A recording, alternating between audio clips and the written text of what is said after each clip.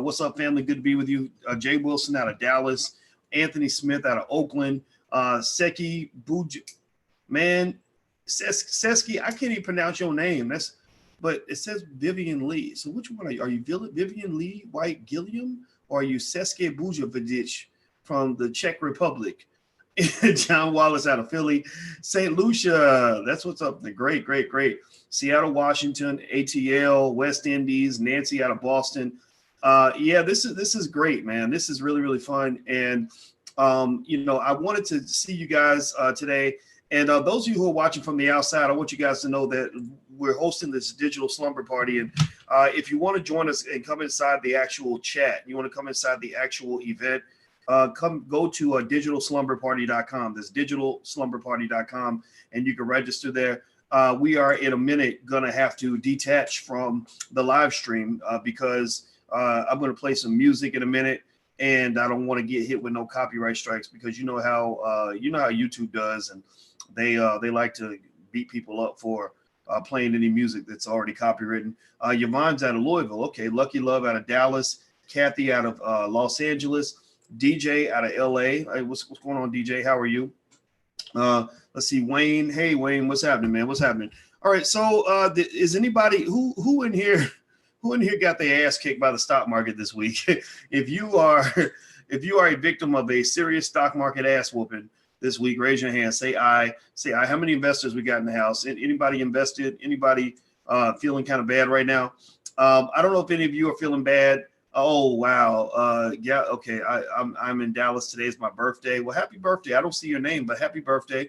She says my cruise is canceled. Yeah. Alicia and I are actually going to go we're actually taking a cruise for our honeymoon, and we're really worried because we're sitting there thinking, damn, like we paid for that shit in advance. Like here I am trying to be financially responsible, and I went ahead and paid it all in advance. I was like, we set, baby. We set. We got it all paid for. And then this shit comes along out of nowhere. But you know what's crazy about the coronavirus to me is that, you have all these people that are these celebrities that are getting it, right? And these cases are going to take over the headlines and all this other stuff. But have any of these celebrities gotten sick? Tell me, I mean, can anybody name any celebrities that have gotten sick, died, had to go to the, where they show video of them on a stretcher with a respirator, has any of that happened anywhere? Like, has any celebrity anywhere that you've seen, got sick and died from this? Idris Elba got it. Tom Hanks got it. Tom Hanks is old, and I think he went home. He left the hospital. The basketball player, Gobert, he's got it. He's like, oh, I can play right now. His teammates got it. He said the same thing. I could play right now. So I'm not sitting there trying to say that it's not real. It's very real. But I think the question is it harmful for most people? Like what if, here's what would happen, right? If suddenly, and I'm not saying it's not a big deal. No, just make sure we're clear about that. I am not on any level minimizing the significance of the coronavirus. So I want to make sure we get that clear. Like, you should take all the precautions, do everything you're supposed to do. Be a good citizen and do that shit. Do what you're supposed to do. Like, do the fuck what you're supposed to do. That is my recommendation. That's what you're hearing from Dr. Boyce. I'm not a real doctor, but I play one on TV. And that's what I'm telling you. Like, do what you're supposed to do. But here's the thing, right? If it kills 2% of the people that catch the disease, and most of them are old, most of the deaths are to old people and sick people, should we shut the whole country down? If so, for how long? I'm not saying that we shouldn't. I'm just asking. It's kind of a weird ethical thing, right? It's like cars. Like, every day people die from car crashes. Does that say that we shouldn't drive because somebody's going to die? If we kept everybody home, then no one would die. There would be no deaths from car crashes if everybody stayed home. And I asked this question only because you see these celebrities getting the disease and none of them are sick. None of them are dying. None of them are showing symptoms. None of them are like, oh my God, I can't take it anymore. It's killing me. And so I don't know what to do with this. I don't know what to do with that. Because at some point, y'all's asses got to go back to work. Or at some point, the restaurants got to open back up. They got to open the club up, or open up the banks, and open up the well, the banks are open, but I guess digitally you got to. I mean, they're closing down everything. I know in our area they're closing down all the restaurants and everything. I ain't heard of nobody in our whole town that's got the virus. Not that, but knock on wood, right? But but they shut it all down, right? Okay, cool. All right, well, I think that's fine, but I wonder, like, at what point and in what way do we get back to life as usual? Like, at what point do we say, yeah, we're gonna take some hits, a couple million people gonna get this virus, maybe it's like, there are lots of people carrying all kinds of viruses. Like, for example, my sister is a doctor, and she said, oh yeah, lots of people have herpes. Like, most people got herpes, don't even know they got it, but they're giving it to other people, right? Like, so you got disease, you got viruses out there. And seriously, lady, men, everybody, if you out here just getting your freak on every single week with new people all the time, there's a good chance you may have it. You just never got tested, for a lot of you, right? So the question becomes, at what point do we just say, okay, it's like, we're going to treat it like the flu. If people get it, we have a protocol you take to get better. And some of y'all ain't going to get better. 2% of y'all are not going to get better. 2% of you are going to die, like similar to the flu, except 10 times higher, right? The flu, the mortality rate's much lower. But COVID-19 has a much higher mortality rate, which is about 2% versus, I guess 0.2% if it's 10 times greater. So I don't know.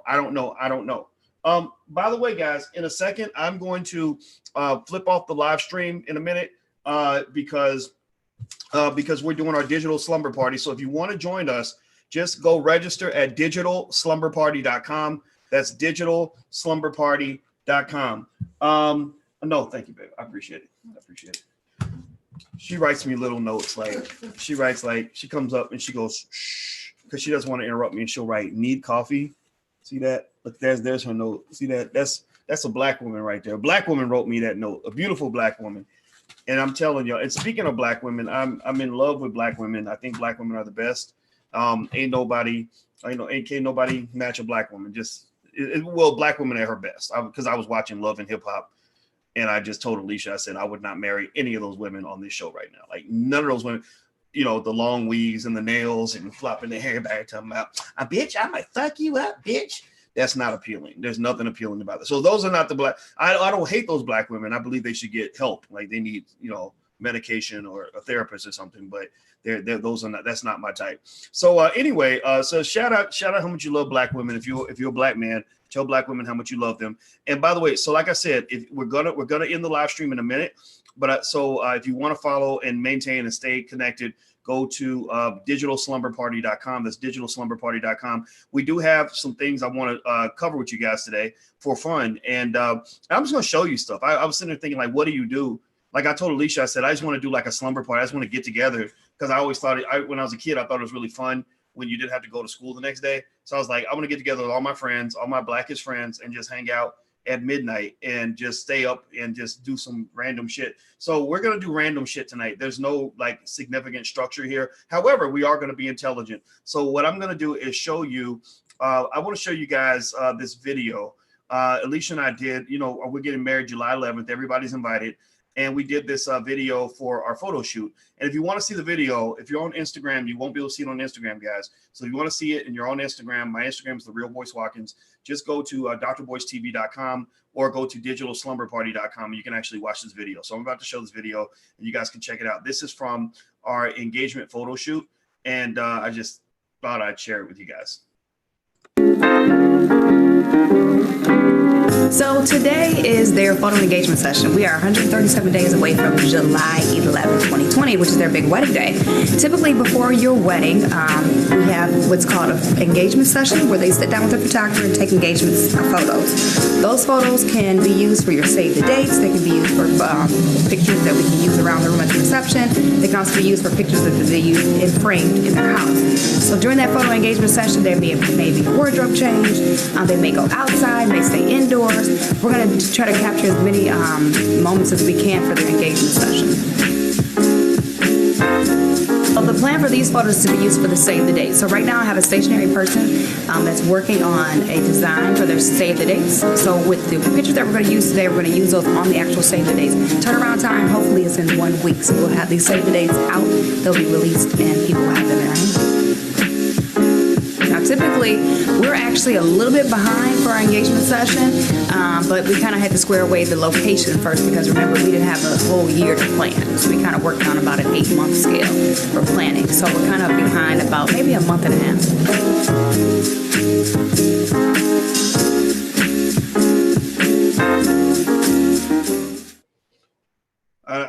So what do y'all think? I don't know what you guys think about it, but I thought it would be kind of cool. We actually have a video crew that's actually capturing some of the action as we get prepared to get married on July 11th.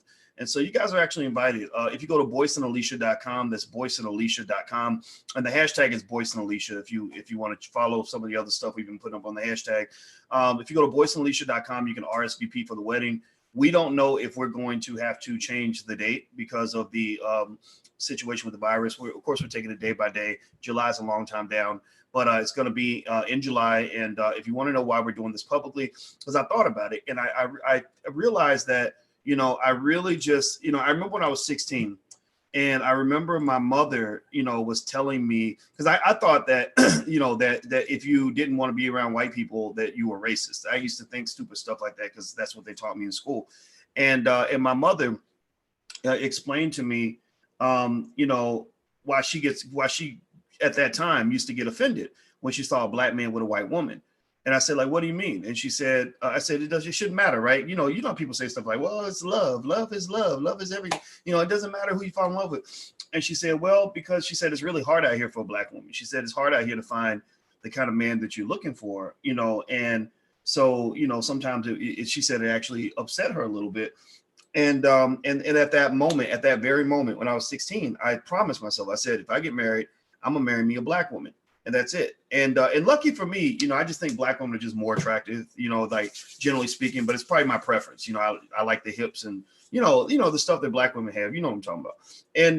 And so the thing is that, I think that black love is really important. Like, I think that it's not just a social activity.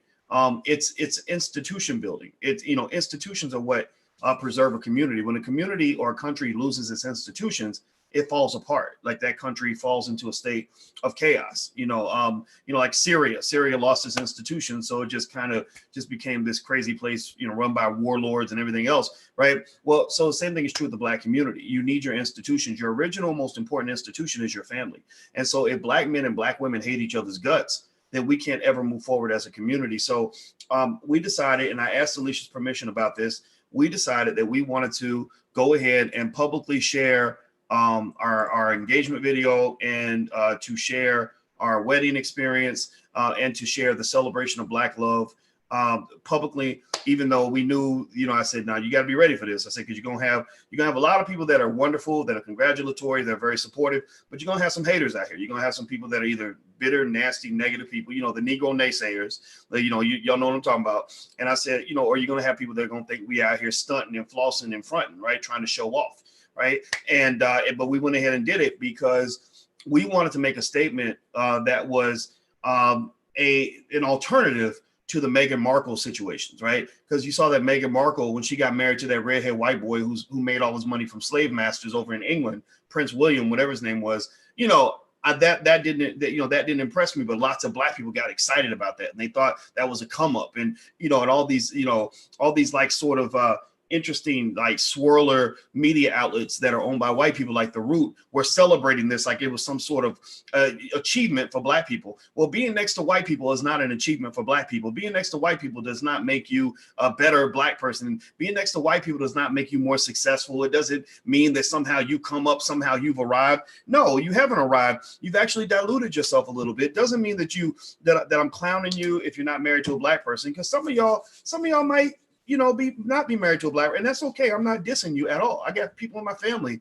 that chose that route, but I'm just saying to you that, I just really can't understand how any of us can even begin to even have a conversation where we can at least, consider the idea that the black man and the black woman, that they are superior, that they are superior catches for you in a relationship. That, sure, you got some crappy black men out here, you got some crappy black women out here, but, we're really special. And I really think that we have to sort of accept that idea in order for us to love each other enough to want to be together. Because if you can't be around each other, then you can't build nothing together. Your community cannot prosper if you hate each other's guts. And, you know, they like right now, for example, look at what's happening right now in this country. Look at what's happening right now in America. You have what is called social distancing because of this virus, because everybody's scared to get the cooties from each other, right? The coronavirus, that's what it is. It's like super cooties, where it's like, I'm gonna stay away from you because I don't want to get your cooties, right? Because you might have the cooties even though you ain't showing no symptoms. So because of the super cooties, what's happening? You've got social distancing where people are separate from each other and they're not going near each other. They're saying, don't go to work, everybody stay home. Don't go spend money, or keep your money at home. Don't open up your business, keep your business shut. Stay away, because other people are dangerous. Well, I kind of feel like that's a reflection of how the Black community has operated with each other for a very long time. Like I said, I think that's how Black people have operated toward one another when it comes to love and relationships. So I saw this picture. I put it on my Instagram. Let me pull it up on the screen. I'm gonna screen share it with you guys.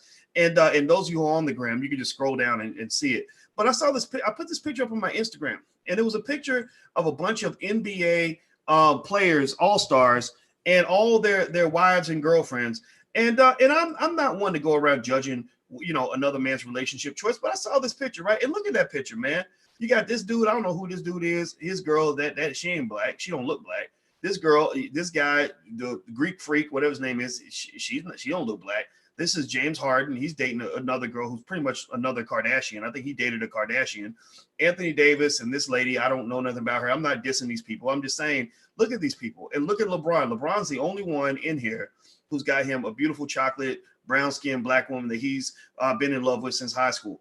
I just really think that's interesting because it reflects the fact that I remember going to LA and hearing about clubs, nightclubs, where they would tell the people at the nightclub, like don't let the dark-skinned Black women in. Like if Black women if they're not light-skinned or whatever, don't let them in. And now mind you, I'm marrying a Black woman who happens to be light-skinned, but she's as offended by this as I am. You know, we talk about that all the time. She grew up in the hood. She's, you know, like the hood of Gary. If you've ever been to Gary, Indiana, you know it's the hood. And she's 100% Black, you know, but at the same time, it's sort of like this weird thing where we discriminate against our own women. And I think that it's kind of strange. I don't want to judge. I don't want to be nasty. I don't want to be mean, but I just kind of wonder like what's really going through your head and why, you know, none of these men, you know, in this picture are with Black women. Like you should be chasing Black women. Like Black women should be a premium catch for you, you know, and I just don't get it. I mean, you know, Black women are the ones who stand by us when nobody else does. So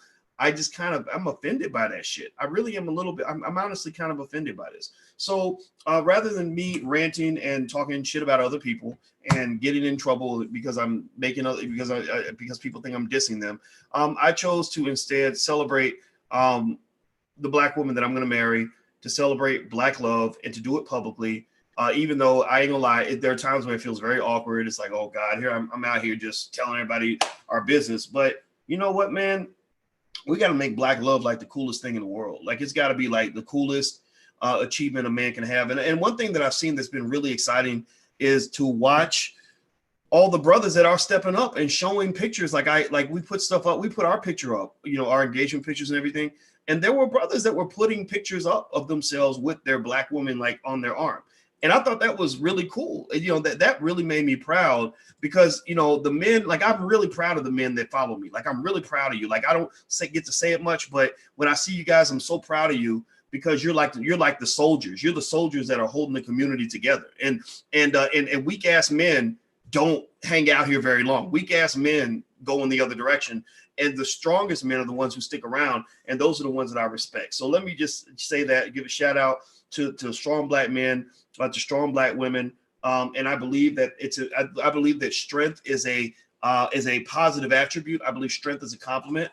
I see these weak ass watered down media outlets like The Root saying things like, well, we need to get rid of the stigma of the strong Black woman. Black women ain't got to be strong. Yeah, I understand. You know, a lot of Black women carry the whole weight of the world on their back. And I think that they could use some support and some help. And I don't think they should have to feel that way. But there's nothing shameful about being seen as strong. Being strong is not an insult. Being seen as strong, being called strong is a compliment. Like that, I don't want to be called a weak Black man or a pathetic Black man. I want to be called a strong Black man. And I know that strength comes with pain. I know that strength comes comes with some trauma. I know that being strong means you have to go through some shit. I ain't never met a strong person who didn't go through some shit. Most strong people I know have gone through the shit, and that's how they become the shit. You can't become the shit unless you go through some shit and work through and deal with your shit. If you can't come through some shit, then you will never be the shit. So I am the shit because I dealt with shit. So anybody in who is the shit, just say I am the shit. If you are the shit, identify yourselves right now in the chat,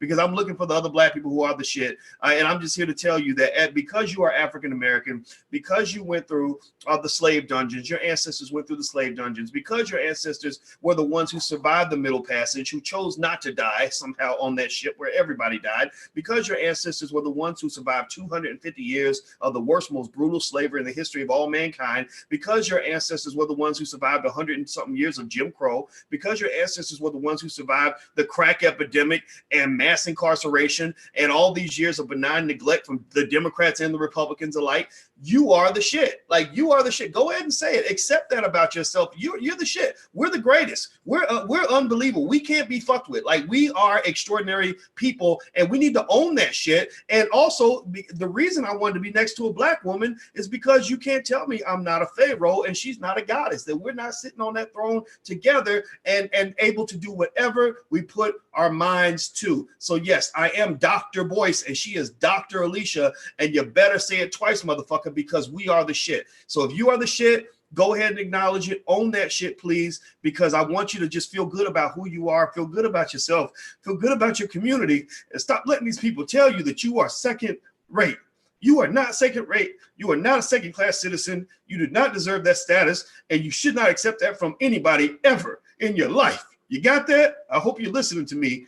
And I don't mean to get all emotional. I apologize, man. I'm just embarrassing myself. But this is coming out, and God's pulling it out of me, so I'm gonna let it come out. But I just want to just tell you, man, like, you can do it. Whatever it is you're going through, you can do it. You can do it. So let me stop. I'm done. I'm sorry. Everybody who's watching, if you want to come into the digital slumber party, I'm about to show a video. And I don't even know if it's going to cause a copyright issue on the YouTube channel, but you know what? I'm gonna show it anyway. I'm gonna try to keep the live stream going. And if you're on Instagram and you want to watch the video, please go to drboycetv.com. That's drboycetv.com. And yeah, I'm not totally embarrassed about it. I feel a little bit awkward that I had a couple of tears there, but I actually I tend to cry when I get pumped up about something, because you know where it comes from. Honestly, where it comes from is from my inner child. When I was little, you know, I dealt with you know, some low self-esteem. You know, I dealt with feeling, you know, unloved. When I was little, I remember feeling like, you know, I wasn't that smart. I didn't understand how anybody could love me. I really felt that way as a child, you know.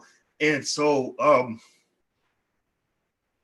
so when I get pumped up, it's like sometimes that part of me comes out. It comes out because it's like you're not gonna stop me.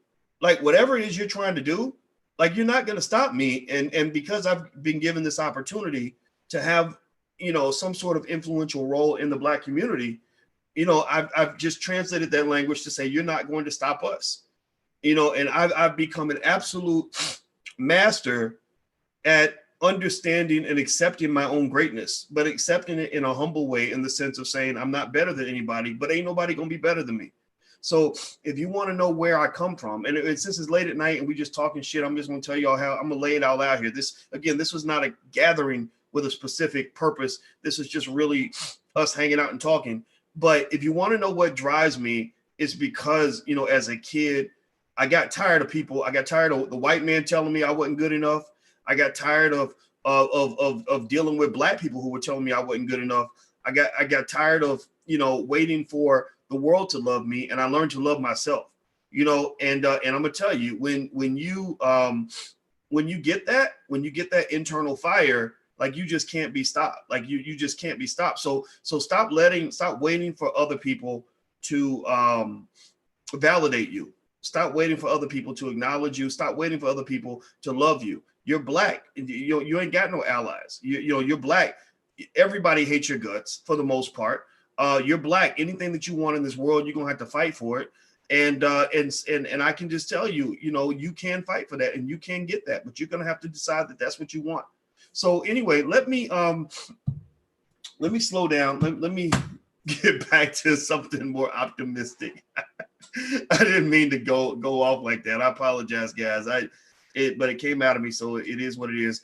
I want to show you guys this video, and it's a video. I showed my students this video, and it relates to Black economics. And we always talk about reparations and stuff like that.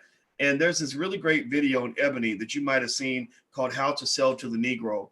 And I thought that as you are thinking about, what wealth building looks like in your community and how other people build their wealth from the Black community. And by the way, if you want to get to the slumber party, Brian, just go to digitalslumberparty.com. That's digitalslumberparty.com. All right. So if you want to understand, I want you to look at this video. This video was made about 60 years ago, and it was made by Ebony Magazine to basically get white people to advertise with their magazine. Now, Ebony, as you've seen, because Ebony's business model was flawed, Ebony's pretty much all but dead. And so effectively, this video, How to Sell to the Negro, though, kind of shows you how they got their original advertisers. So let me show you guys this video. I think it's really interesting to watch. And I might skip through some of it if we have to jump around a little bit. Here we go.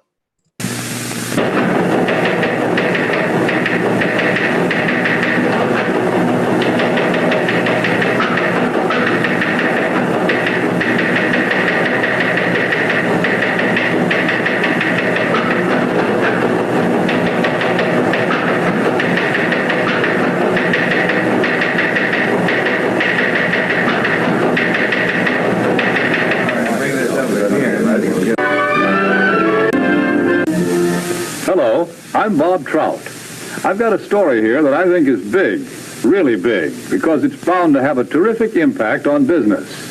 I'm talking about a new market, a big new market, millions upon millions of new prospects with $15 billion to spend. That's right, I said $15 billion. That's a lot of money, isn't it? The surprising thing is that it's a fresh market, still full of opportunities. It grew up so fast, got so big in a hurry, that few of us realize its scope. Now, these days, nobody's likely to pass up chances to sell. And yet right here in our own front yard, there's a neglected market. There's money waiting to be spent. To get the story of this market, to be able to tell you the secret of selling the Negro, we did a lot of digging. We talked to leading businessmen, to customers, and to salesmen. We went to Washington, D.C. We set up cameras and other key points around the nation. And out of this all, there emerged a story, the story of a new market.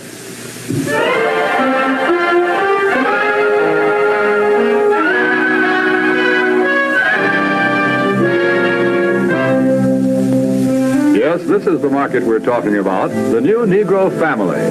Their name is Wells or Wilson, Smith or Brown or Alexander or Breen. They live in Chicago, in Atlanta.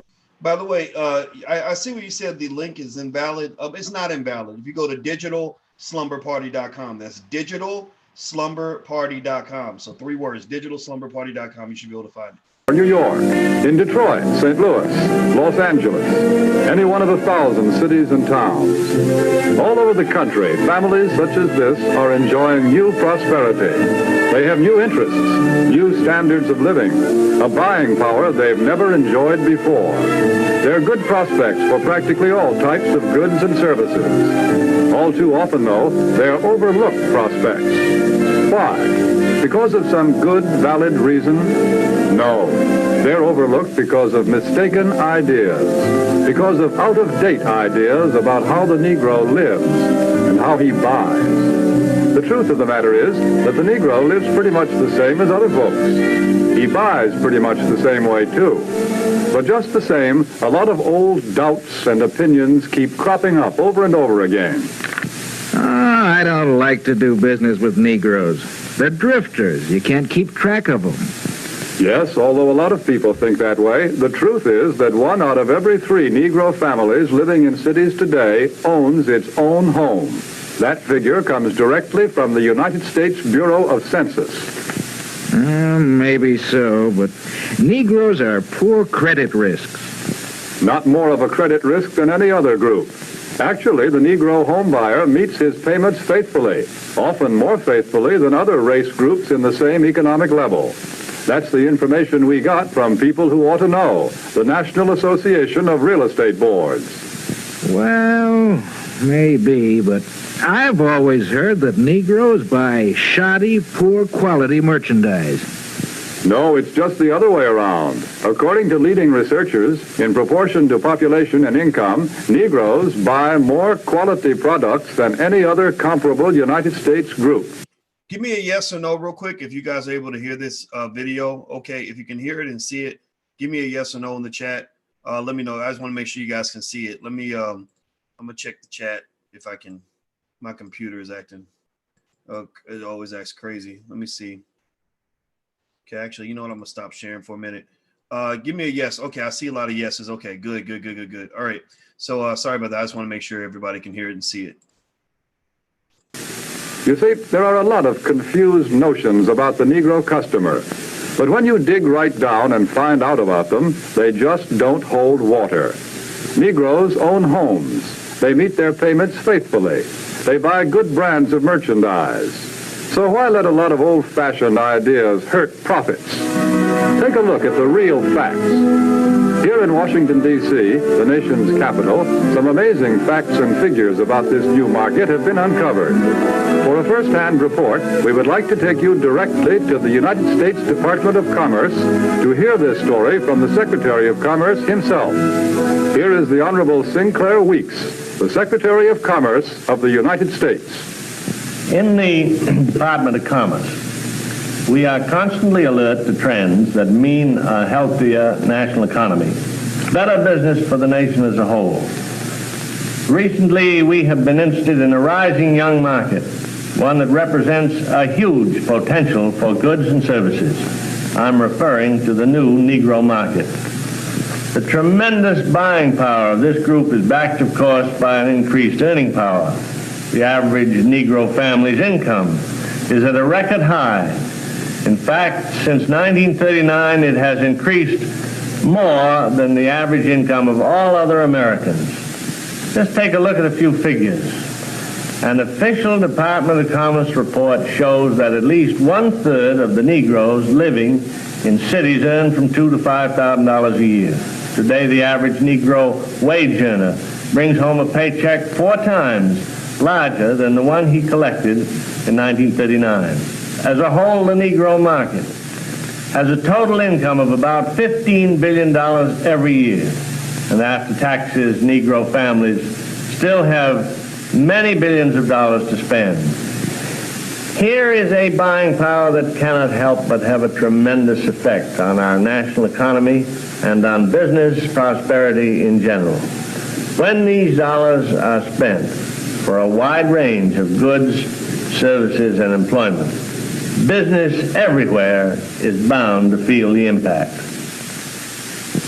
This new buying power has resulted in a class Negro market, a profitable, above-average income group of consumers. For example, the nation's largest newspaper and magazine research organization, Daniel Starch and Staff, reports these significant figures. More than 51% of the readers of Ebony magazine have a record player in their homes. Almost 64% own a television set. And almost 78% enjoy the convenience of an electric refrigerator. It is also a fact, and this is from the magazine The Food Field Reporter, that Negroes spend almost $3 billion a year for food alone. Per capita, they buy more cosmetics, drugs, and toiletries than anyone else in the country. And their children are better educated, too, because since 1930, enrollment in Negro colleges is up 2,500%. But really, to recognize the importance of this class Negro market, we must realize that something has been happening economically in our country. People are on the move. The population is shifting. The makeup of metropolitan populations today is different than it was just a few short years ago.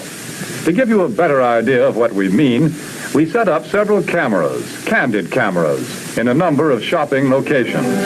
Take a look at these shoppers.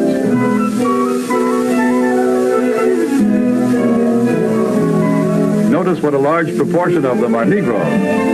What's the reason? It's simply this. Negro families are moving into the cities where there are more job opportunities. Here they find occupations with more prestige and security, jobs that pay more money. As a result, Negro families today often make up the largest part of Central City consumer prospects.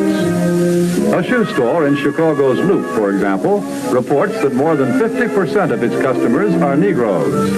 In another case, a drugstore located at a transfer point in a non-Negro neighborhood finds that its Negro customers total 25%. The trend is plain. The new Negro families today are moving into more populated areas, to the cities, where there are more stores, more buying opportunities. Since 1940, in San Francisco alone, the Negro market has increased by 89%. In Chicago, by 81%.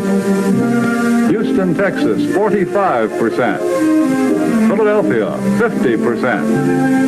The impact of this new buying force is so tremendous that actually in 14 major United States markets, a product cannot be number one without Negro support. A product must have the backing of this big new buying power to be a leader in the field. What do you have to sell? Chewing gum or cars? Toothpaste or transportation? Whatever it is, here are millions of prospects.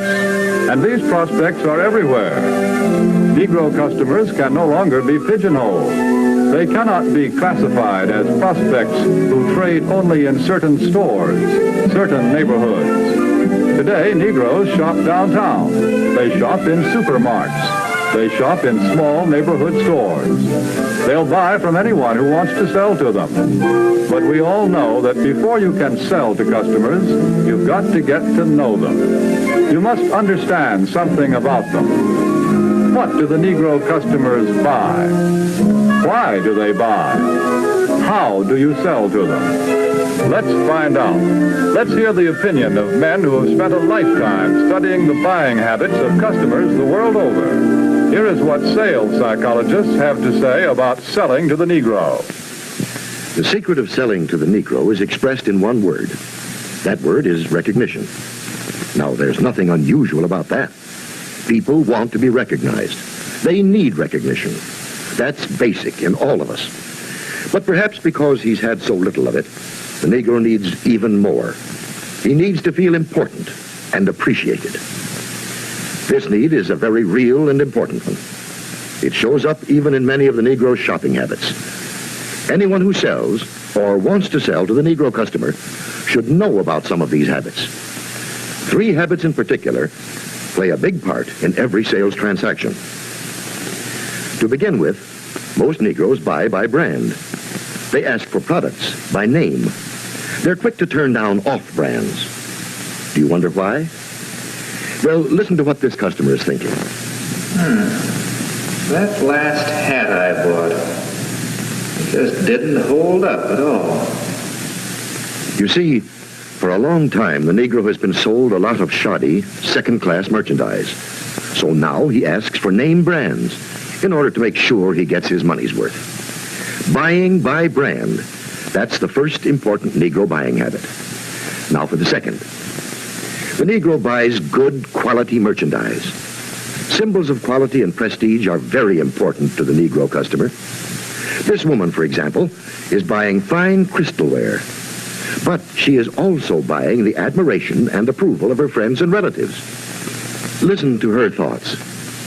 My, isn't it beautiful? I can hardly wait to show it to Sally and Joan.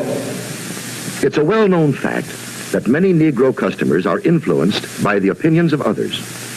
What their friends may think of a certain item often decides whether or not the sale is made. So remember, the Negro buys quality merchandise. That's the second important point. And here's the third thing to remember when selling to a Negro customer. When he specifically asks for one thing, don't try to sell him something else. Don't try to switch him at the point of sale. If you do, he'll probably react something like this. Doesn't he think I've got the money to pay for it? There's a reason for this reaction. Again, because he's had experience with cheap merchandise, The Negro resents being offered a substitute. He wants to be sold on quality, not price. The Negro buys by brand, he buys quality, and he doesn't like to be switched at point of sale. So what do y'all think about that? I mean, does that sound familiar at all? Does any of that sound like maybe they could make that video today and talk about black folks? I want to pause for a minute. And first of all, I want to let everybody know what's going on. We're having our digital slumber party. So if you're asking if this is the digital slumber party that I've been talking about all week, yes, it is. Because I figured that since we're all quarantined in our houses and everything, we would get together online and do something late at night. And I thought it would just kind of be fun. We could let loose a little bit. But if you want to actually come into the actual chat, into the actual Zoom meeting, just go to digitalslumberparty.com. That's digitalslumberparty.com. And you can actually log in and register and come on in from there. Those of you on Instagram, especially, because Instagram, my phone's about to die, and I got you guys on my phone, so it's going to die. So you can go there, or you can also go to drboycetv.com. That's my YouTube channel, drboycetv.com. So let me point out a couple of things that I saw there that I think are worth looking at. One is he mentioned that in the secret to selling to the Negro is that recognition is important. He needs to be recognized. He wants to feel important and appreciated, right? So effectively, what they're pointing out is that because you have been oppressed in a certain way, because you've been treated as a second-class citizen, you need white folks to acknowledge you. Like, you need them to validate you. You need them to tell you that you matter, and that's their way of getting your money. No differently from the way a frat boy might tell a girl she's pretty so he can get a piece of ass, right? So basically, because remember, when you're always the consumer, you never really win, the economic game. The economic game is not built to favor the consumer. The economic game is built to favor who? The producer, right? So that's why, for example, in our kids program, we have a Black Business School for Children, Black Millionaires of Tomorrow. What we do is we tell the kids to keep their poise. POISE. Poise stands for producer, owner, investor, saver, entrepreneur. POISE. Producer, owner, investor, saver, entrepreneur.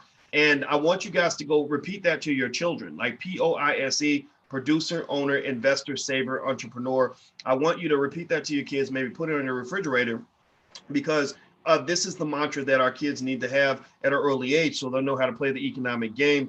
And so when you talk about somebody making you feel important and appreciated so they can get your money, find a way to give them that early so they don't go looking for love in all the wrong places, right? A person who's looking for love in all the wrong places is going to end up being vulnerable to the pimps. The pimps don't look for people with high self-esteem. The pimps look for people with low self-esteem. The pimps don't look for people who are highly educated. They look for people who have no education, right? The pimps don't look for people that have lots of confidence. They look for people that have low confidence, right? So if you have low confidence, low self-esteem, and low education, and low self-awareness, then you're going to be pimped. So effectively, that 1.3 trillion that we have, that we spend every year, we get pimped out of that because our self-esteem and our education, our understanding is very, very low. That's why Popeye's Chicken studies us the way you study rats in a lab in order to figure out ways to get our money. The other thing that he mentioned is he said something very important. He talked about Black folks, the Negro, needs symbols of quality and prestige that will achieve admiration and approval from their friends and relatives. They are very sensitive to the opinions of others. So symbols, the word symbol is very important. Symbol matters. The word symbol, it made me think about how you can win elections, how you can get Black votes. You can get Black dollars the same way you get Black votes. You give symbolism. That's why Joe Biden, for example, he's a master of symbolism. That's why Barack Obama was a master of symbolism, because they know that because Black people have that low self-esteem issue going on, and because we care about the prestige and the symbolism of things, they didn't actually have to really do anything tangible or real. They can provide symbolism, and that would be okay. So anyway, let me pull this video up.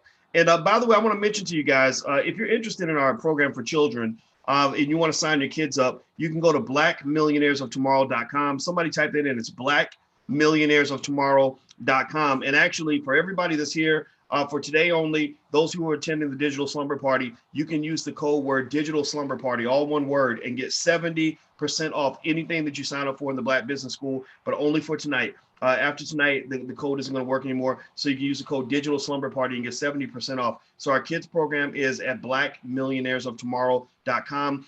There are digital modules on everything that your child would need to know about wealth. Also, there are self-study exams, all kinds of things that your child can use. And our guarantee is that if you don't feel that your child, after they go through all the material, has the financial literacy level of the average college educated adult, just email us, email support@theblackbusinessschool.com, and we will give you a full refund. That's how good this program is. And that's our plan to put Black children ahead of everybody else when it comes to economic intelligence. We don't want to catch up. We don't want to be equal. We don't want to be integrated. We don't want to be blended in. We don't want inclusion. We don't want equality. We want to actually take the lead. And I believe that we can do that. I have a PhD in finance, so I know exactly what we need in that area. So let me go ahead and lay this out here, and so we can finish this video. Here we go. These are the keys to selling the Negro customer. Another point. The Negro family does things together, as a group. The family works as a unit. It lives as a unit, and it buys as a unit. When you sell to one member, you many times sell to all. It's also true that many places of entertainment are still closed to the Negro. So he spends more of his money for the things that are available to him, often for items that are considered luxuries. Another trait of the Negro market is the fact that it is a pre-sold market. We know that the Negro buys by brand, and he buys the brands that he knows something about. Where does the Negro buyer get this information? We know that Negro customers are turning more and more to the publications that are tailored specifically to their needs, that give them the news and the information that they want to read about. Many leading businessmen and companies already know this. That's why so many of them are taking this direct, sure route of reaching the Negro customer. The vice president of advertising of the Drew & Watch Company, for example, says this. In many important cities throughout the United States, Negroes are important customers of the credit jeweler. Therefore, it seemed that Ebony magazine would be a very important advertising medium for us. We would say it was very well received, and from our viewpoint, a very successful campaign. From the Remington Rand Company comes this statement. Our records show that advertising in Ebony has been effective in many ways. As all good advertising should, it has built a terrific amount of goodwill and has brought a volume of sales and sales inquiries. A representative of the Alaga Syrup Company makes this statement. Because of Alaga's regard for the influence of Ebony in the Negro market, advertising space was doubled. Alaga's long experience in selling to Negroes now takes the most direct route to its best customers, reaching Ebony's 2.5 million audience in every issue. And here are the statements of still other business leaders. Yes, many business leaders are discovering the most direct and most efficient way of reaching the new Negro market. Look here at the results of the same advertisement in two different publications, Ebony and another general magazine. You can see that proportionately, more men and women read the ad in Ebony than the one in the other magazine. And they did a better job of remembering it, too. A greater percentage of readers noted, associated, and remembered the ad in Ebony. But now, wait a minute. If the Negro market is so big and easy to reach, why aren't more companies going out after it? Well, often because of the feeling that there's something entirely different, unusual about selling to the Negro. But is it really so different? What do salesmen say? Okay, so I'm gonna go ahead and stop sharing. But I thought that was kind of funny.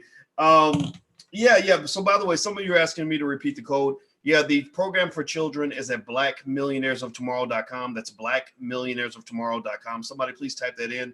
Also, the code you can use to get 70% off. And you can do that for anything you want in the Black Business School for the time that you're here because you came out. You can use the code Digital Slumber Party. So 3 words, Digital Slumber Party, all is one word together. And you get 70% off whatever you want to sign up for. It's totally up to you. And also, just to show you guys just how good our business school for children is. I want to actually play a quick little testimonial from a mom who signed her son up for the program. Just so you guys can sort of see what we got going on. One of the things that we believe is we believe in the Black core of three. We believe Black people should educate our own children, create our own jobs, and support Black businesses. I believe that if we do that, that's how we take the lead. So that's why instead of wedding gifts, Alicia and I don't want any wedding gifts. We actually created a foundation, the Boyce and Alicia Watkins Foundation. And the number one goal of the foundation, the only goal of that foundation, is to support independent Black-owned schools. So I've already spoken with Marcus Klein from Freedom Home Academy International. I'm going to go down there and do some stuff. Cheryl Irvin from the new Al Cabalan School down in Florida. Also, the Muhammad University of Islam. I've spoken there twice. These schools, I visited Freedom Home Academy, and I also visited the Muhammad University of Islam. And these Black children sounded like graduate students, like they were literally 12 years old. And they were asking me questions that MBA students used to ask me when I was teaching at Syracuse. So we've got the solution. We already know how to educate our own kids. We already know how to get the job done. We already know how to elevate our children. So I just need to ask you real quick, seriously, like, why are we still sending our children to inferior people to educate them and indoctrinate them into white supremacist thinking? You see, the problem for Black folks is white supremacy in many cases, but it's not the white man's white supremacy that's the problem. He can think he's superior to me all day long. The problem with white supremacy is not the white supremacy possessed by whites, it's the white supremacy possessed by Blacks. And Willie D came on, Willie D from the Ghetto Boys came in and he said, what do you mean black people white supremacists? I said, think about it. When your child is born, you send your child to a white man to educate your child because you feel that somehow your child's going to get a better education that way. Instead, they go to school and they learn to worship slave masters like George Washington and don't know anything about slave liberators like Marcus Garvey. What sense does it make that children would know more about slave masters than slave liberators? When you go and you get a job, many of y'all, first job you had, you weren't working in the Black community, you were working for a white man. So when you went to give your labor, you gave it to a white business to build up their business instead of building your own. When you went to college, some of y'all are still in debt. How many of y'all still got student loans? How many of you in here right now hate your damn student loans? How many of you get your student loan payments and literally are just like, man, what the fuck is this shit? Seriously, you're mad about this because you went in debt to the point where some of y'all, unfortunately, I hate saying it, but some of y'all might be in debt till you die. And I'm not hating it. I can give you solutions, but it's just really talking about real facts here. And why did you do that? Well, so that you could get an education from a white-owned institution. They suck up all your money like a crack pipe, right? And then you're left with nothing. You're left with a piece of paper that it has no inherent value. It only has value because you thought that it was a ticket to let you into an economic system that was going to elevate your condition, right? And it didn't work. It didn't work. So what I'm simply trying to sit here and say is I believe in Black institution building. So if you want to know why I'm publicly talking about my marriage to Alicia, it's because we're building that institution. If you want to know why I talked to you about that foundation where we're going to take that money and we're going to be fully transparent. It ain't no hanky-panky, hokey-pokey with the money. We're going to tell you what we're going to do with it. We are going to support and try our best to build Black schools, because we believe in institution building. We are taking over Black Hollywood, or at least our little section of it. When I was in Atlanta this week with Andre C. Hatchett, and we did our event in Atlanta, I had conversations with Chanel Walker, who is a filmmaker who works at Oprah Winfrey Studios, and we were talking about doing Black films and building up our section of Black Hollywood. We've already made several films. We spent hundreds of thousands of dollars on these movies, and we're going to keep on going. I spoke with Rick Mathis, who made the film Black Friday. We talked about how we could reach out to all that Black talent in Atlanta and really start producing great high quality films that can take us a step beyond what Tyler Perry's done. God bless Tyler Perry, but we're trying to do something a little bit different. So this is what the thinking is with all of this. So long story short, I believe that in order for us to win in this competition, because we are in a war, whether you believe it or not, we're in a competition, we're in a battle, we're in a war. I believe that we're going to have to think outside the box. I'm a believer that we have to let go of the old ways of doing things, even though we grew up believing that this was the right way. We grew up learning and hearing about the civil rights marches and, what Dr. King did and Black folks getting their head bashed in so they can go sit at a white man's lunch counter. We learned about all of that. And I thought that was the way to go. And then as time went on, I was like, wait, this don't make no damn sense. This is some weird reverse awkward psychology that they're planting in our brain to make us believe that this whole I'm going to beg you to be nice to me. I'm going to beg you to give me an opportunity, that approach is actually going to work. It's not going to work. It's just not.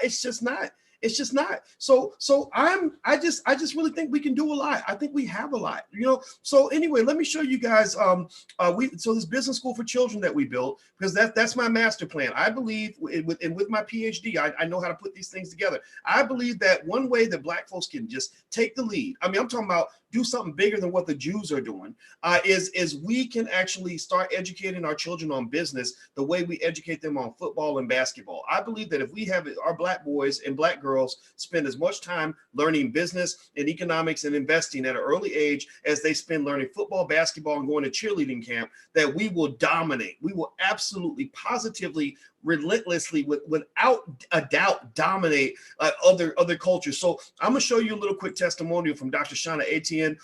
This is when I first met the sister. I know her now, but I did not know her then when she made this video. But this is her talking about the transformation that occurred when she put her child in the Black Millionaires of Tomorrow Black Business School for Children. Check it out. Hi guys. So I decided to post a video today because it's way too much to type, but I wanted to tell you guys about my son and why I loaned my 11-year-old son $500 after he got suspended from school for 2 days. I can't leave out that little piece of information because it's very important. So nonetheless, to answer the question, why did he get suspended from school for 2 days? The same reason why he's gotten suspended from school before, talking back to a teacher. And what I've learned about my son is a justice seeker. He's somebody, if he feels that you're wrong, he's going to argue you tooth and nail to try to prove a point. And some teachers can't take that. They view that as disrespectful. In our school district, they say it's very disrespectful, not realizing I teach my children to express themselves. But this is not about why he got suspended.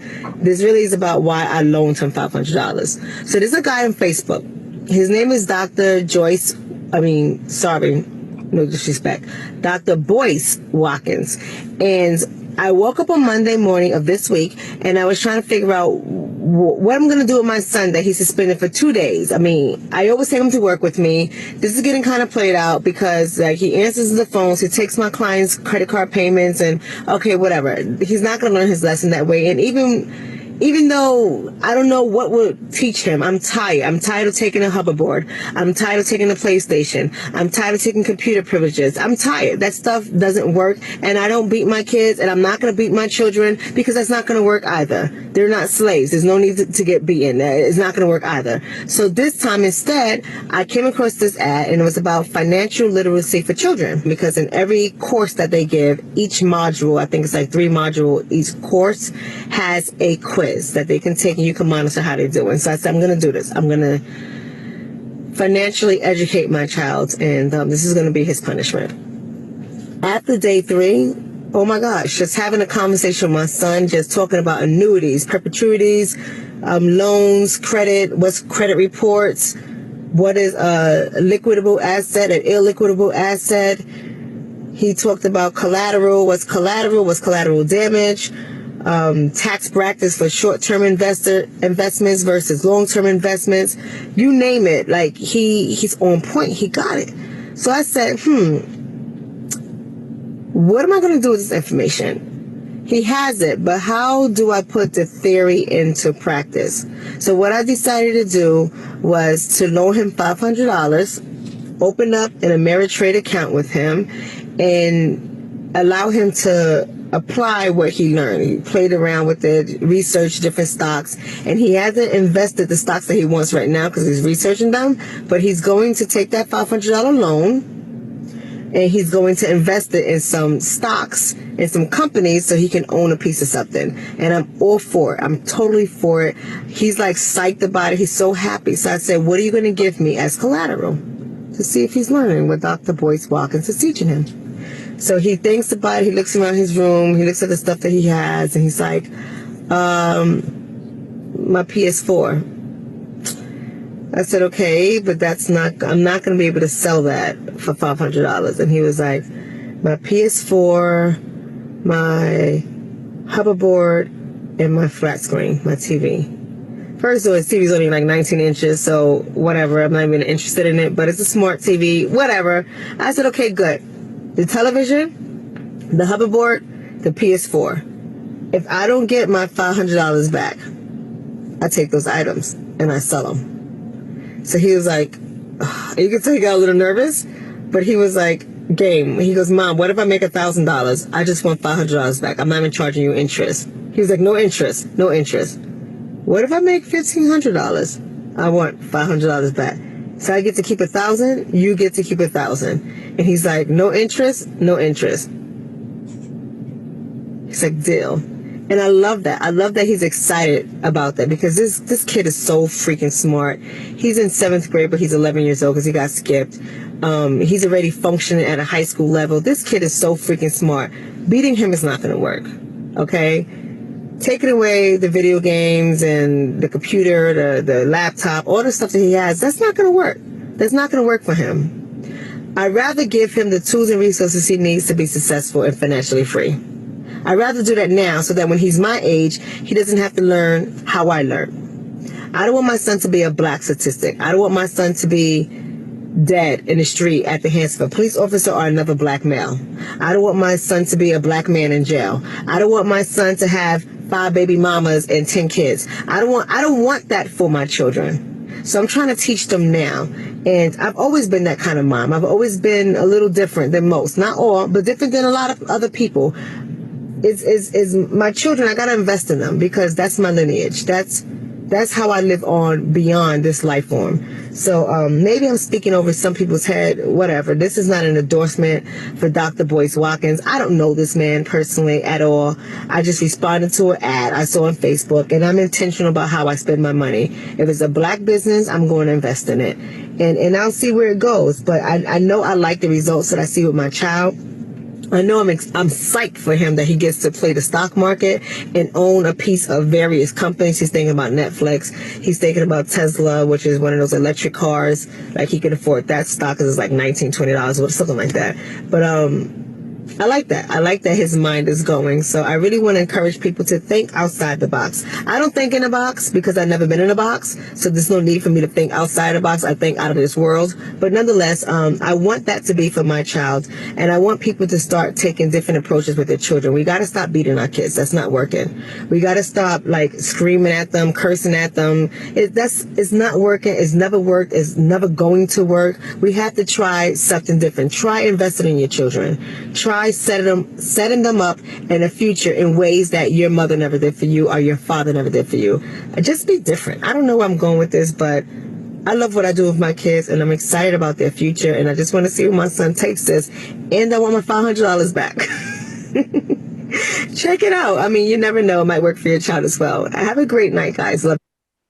Okay, so yeah, so I wanted to share that with you guys. And so feel free to take a look at the program. It's blackmillionairesoftomorrow.com. You can actually, because you're here at the Digital Slumber Party, there's 2 options. You could pay to have lifetime access forever, or you could, there's a monthly fee. It's about, I think, $69 a month, but you can get 70% off the monthly fee by using the code word Digital Slumber Party. All 3 words together, Digital Slumber Party. Use that tonight for tonight only, and you can get 70% off. So our goal is not to charge a bunch of money for anything. It's really to have the money that we need for operating expenses and stuff like that. And so it's a worthy investment, because I can tell you, there's nothing worse than having a child who isn't economically prepared, who isn't economically capable of being an asset to your life. I knew a guy who he was kind of raised as the baby of his family. And so sometimes when you're the baby, you never grow out of that. I don't know if anybody's ever known somebody who started as the baby and they just kind of stayed the baby. Even when they were 40 years old, they were still the baby. Like, you got a rapper called Da Baby. And basically, he got in his 30s and he never showed up to like actually help his mother. He would just show up to borrow money. And then he got in his 40s, he would still show up to borrow money. Got in his 50s, he was borrowing money. Now, by this time, his mother was 75 years old. And so she needed help. And he wasn't a guy that would show up and cut his mother's grass or help her out financially. He was a guy that would show up and say, hey, Mama, I need you to bail me out of jail. Or, hey, Mama, I've totaled my car. I need some money. Hey, Mama, I need money to have a place to live. And she died. I mean, she literally died struggling because the son that she had was not able to be an asset to her life and instead he was a liability. So my belief is that as a community, we really got to do better in terms of building stronger children. For the boys, you need economically strong boys. Every black man should learn how to be an entrepreneur by the time he's 12 years old, in case he ever decides to quit his job. Every girl needs to know how to make her own money so she's not victimized by some man who decides he wants to tell her what to do or control her life over dollar bills. You know, you got a lot of little girls out here going through R. Kelly type situations that they don't feel like they can get out of because they don't know how to make their own money. And they think that the only way they can have money is by doing special favors for some horrible man. So feel free to check it out. Somebody type it in. It's blackmillionairesoftomorrow.com. The discount code to get 70% off for tonight only is Digital Slumber Party. But you can use that code anywhere in the Black Business School. So for any program, my stock market class, whatever you want to sign up for, use that code and you can give it a try. And also there's a 30-day 100% money back guarantee. So if you have any issues with anything in the Black Business School, that's another thing. We have a great customer support team. So you can email support@theblackbusinessschool.com. That's support@theblackbusinessschool.com, and they can take care of you. They'll make sure that you're happy. Let's see. We could use you here in West Virginia. Yeah, I'm not going anywhere. I'm not traveling for another couple of months. I decided to just kick it at home. I canceled all my stuff. I had so many trips planned and everything, but I just said, you know what, I'm gonna bite the bullet and stay home with the family. And so you guys we'll be connecting digitally, and this is fun. In fact, I actually prepared a little list of some tips for those of you who are going to be working from home and are looking for ways to be productive at home. Let me see. I saw a question here. If you have a question and you're in the slumber party, type the question in the Q&A section because I may not see all the questions in the chat. Are there classes for adults? Yes. We have Black Money 101 through 106. 101 is an introduction to the power of money. So if you just want to begin sort of with a broad-based understanding of how money works and everything else, go to blackmoney101.com. That's blackmoney101.com, and that'll get you started. I use the term black money because I believe that money is different from black money. I think black money is a special experience. It's a special set of challenges, a special situation that black people deal with that other people don't have to deal with. So we specialize in helping black people solve economic problems. We don't specialize in helping anybody else but black people. So feel free to go to blackmoney101.com. That's the introductory class. If you want to learn about stock market investing, you can go to theblackstockmarketprogram.com, THE. That's theblackstockmarketprogram.com. You can still do that $1 free trial that I talk about on my podcast. So that's theblackstockmarketprogram.com. And if you want to learn how to start a business, like you're interested in trying to start an online business or something like that, that's 103. So that would be blackmoney103.com. And again, you can use that same code, Digital Slumber Party. All is one word, and get 70% off tonight. So feel free to do that if that's of interest to you. So what state? Oh, James, somebody's asking James what state he lives in. Okay, so let me give you guys some tips on how to work from home. Now, some of you were asking me about this. Actually, before I do that, I've been super serious. So let me show you guys something I thought was really funny. Did anybody else see this video? I just, since we might as well laugh about this coronavirus crap. I saw this video and I thought it was funny, so I'll play it. It's Cardi B, but it's after midnight, so fuck it. Here it is. Guess what, bitch? Coronavirus! Coronavirus! Shit is real! Shit is getting real! Shit is real! Coronavirus! Shit is real! Shit is getting real! Shit is real! Coronavirus! Shit is real! Shit is getting real! Shit is real! Coronavirus! Shit is real! Shit is getting real! Shit is real!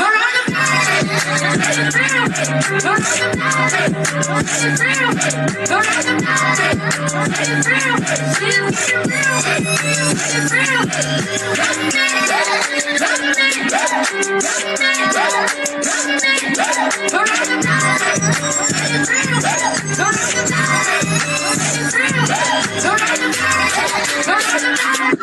Hold up.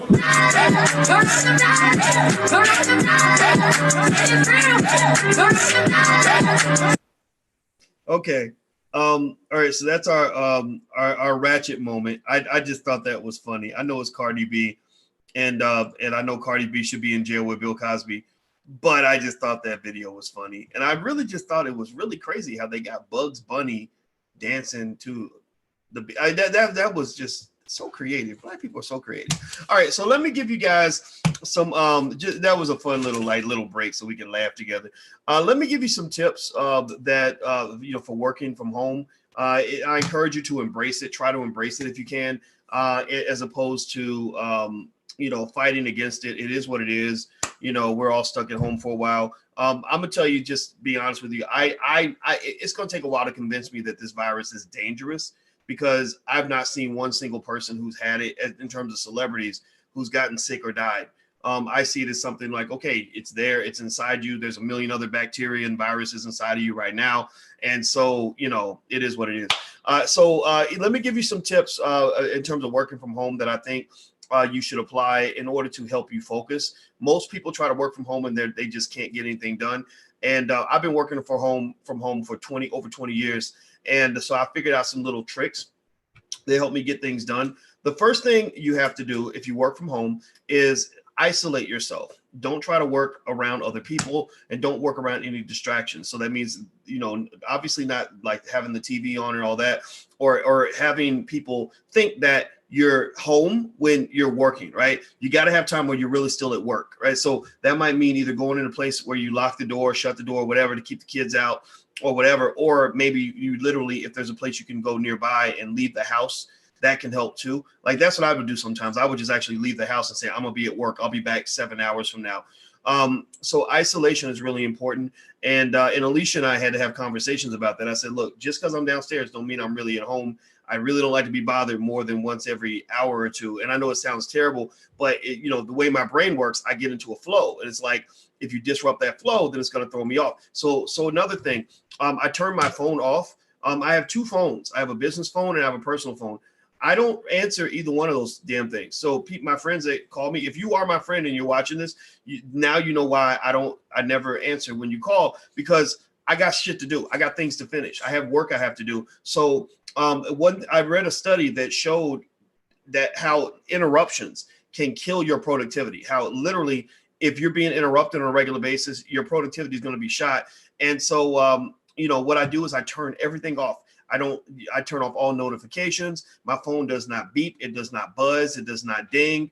It doesn't go off every time I get a Facebook notification. I don't know if y'all know this, but Facebook actually designs its noises to be addictive. Like, they study, how they can train you like Pavlov's dog to respond to every ding, beep, and buzz that comes out of your phone. And so basically I turn all that off, and I turn off my social media. If I find myself getting on Facebook a little too much or whatever, I will shut down the browser and focus on what I got to focus on, or putting things in their pocket, so I compartmentalize, so I might say, okay, for 30 minutes, I give myself as much time as I need, or a full 30 minutes to go through as many emails as I can.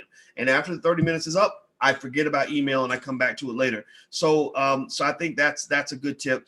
Next, create like a things to do list, so you can scratch things off your list as the day goes on. That way you get that sense of accomplishment, and also you can sort of keep your brain on track in terms of what you got to do. I don't know if you guys have the same problem I have, but a lot of people have the issue of either short attention spans or easy distractions, especially you millennials, you young people who are under the age of, say, 25 or 30. You grew up in a digital world, so you guys are like this all the time, all over the place. Well, you can't get things done if you're not focused. So I suggest keeping a to-do list and just promising yourself you're going to go down item by item and knock that to-do list out. Next, if you have family or friends and you're trying to build business, you're trying to do something or whatever, and you got other people in your family that understand business or want to learn business with you, use Zoom. Zoom is great. Like, I use Zoom. I'm using Zoom right now. Zoom is awesome. I'll do 5-minute meetings with my team members on Zoom. I reach out to, my family. My whole family gets on Zoom. We do our family business meetings that way. Zoom is great for you in terms of gathering, even without actually having to physically gather. And it saves time. I like it also because even though I could have gotten an office and had everybody on my team come together in the office, I like virtual because I can just come right downstairs to my office, hit a button, and boom, I'm in a face-to-face meeting with somebody. Next, naps. Naps are awesome. Naps and hydration, those are basic things that really help you in terms of feeling good and feeling better about your work. It's a myth that you're supposed to work a 9 to 5 or work 8 straight hours or 10 straight hours. That's not natural. You're not supposed to do that. So you might have a job where you might go to work for 8 hours a day, but you're not actually supposed to do that. You're supposed to take a nap in the middle so that you can refresh yourself and actually enjoy your work, right? And, you know, when I'm pushed too long, I start to hate what I'm doing. And when you hate what you're doing, it's no fun. The last piece, this is a little thing that I found I had in common with Will Smith's brother. I met Will Smith's brother, Harry, in Hollywood. And I'm going to tell you, I really like talking to Harry, man. Me and Harry had 2 conversations, and they were each about 2.5 hours long because we just had so much in common. He's a smart guy. He's into finances like me, and we both buffs of World War II. And I mean, it was really amazing to talk to his brother. And one of the things that Harry and I actually, ironically, both figured out in college was this. I told him, I said, you know, one of the things that helped me a lot is I break my day into 30-minute blocks, right? So I give myself 30 minutes to do this task, 30 minutes to do the next task, 30 minutes to do that task. Every 30 minutes, I check in with myself to see what I'm going to do in the next 30 minutes. And he said, wow, he said, I did the same thing. He said, my GPA was really bad in college. And then I started breaking my day into 15-minute blocks. And he said, I started realizing how much time I have. Like, you're like, man, I got all these 15-minute blocks, and you can do a lot in 15 minutes. And so you may want to try from a time management perspective to break your day into like 15-minute blocks, 20-minute blocks, 30-minute blocks, no more than 45-minute blocks, maybe an hour if you want to stretch it. But that process really helps because then you can you can throw away everything and say, okay, for 30 minutes, I'm working on this. I'm not thinking about the stuff I did before. I'm not thinking about the stuff I'm going to do after. I'm not thinking about the stuff I'm not doing.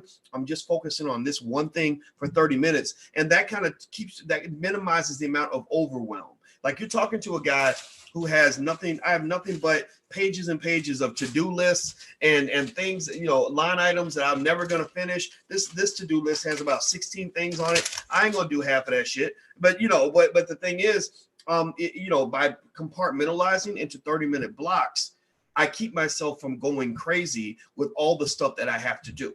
Right. So you may want to try that.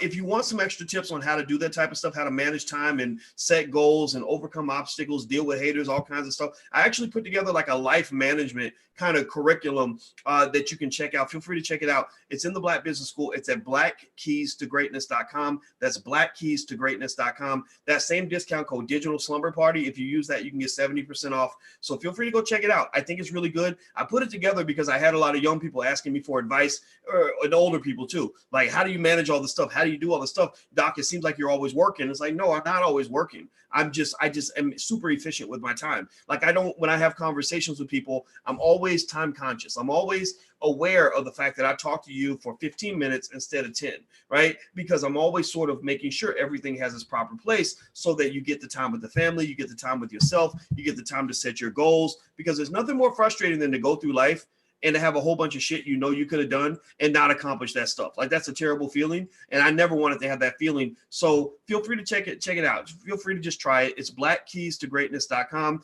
And like I said, anything that you want to check out or sign up for in the Black Business School, you can get 70% off for tonight only if you use the code Digital Slumber Party. Digital Slumber Party is one word. Now, one thing I want to show you guys also, speaking of like really cool coronavirus songs. Now, yeah, so Cardi B was a little ratchet, but so let me show you something that's a little less ratchet.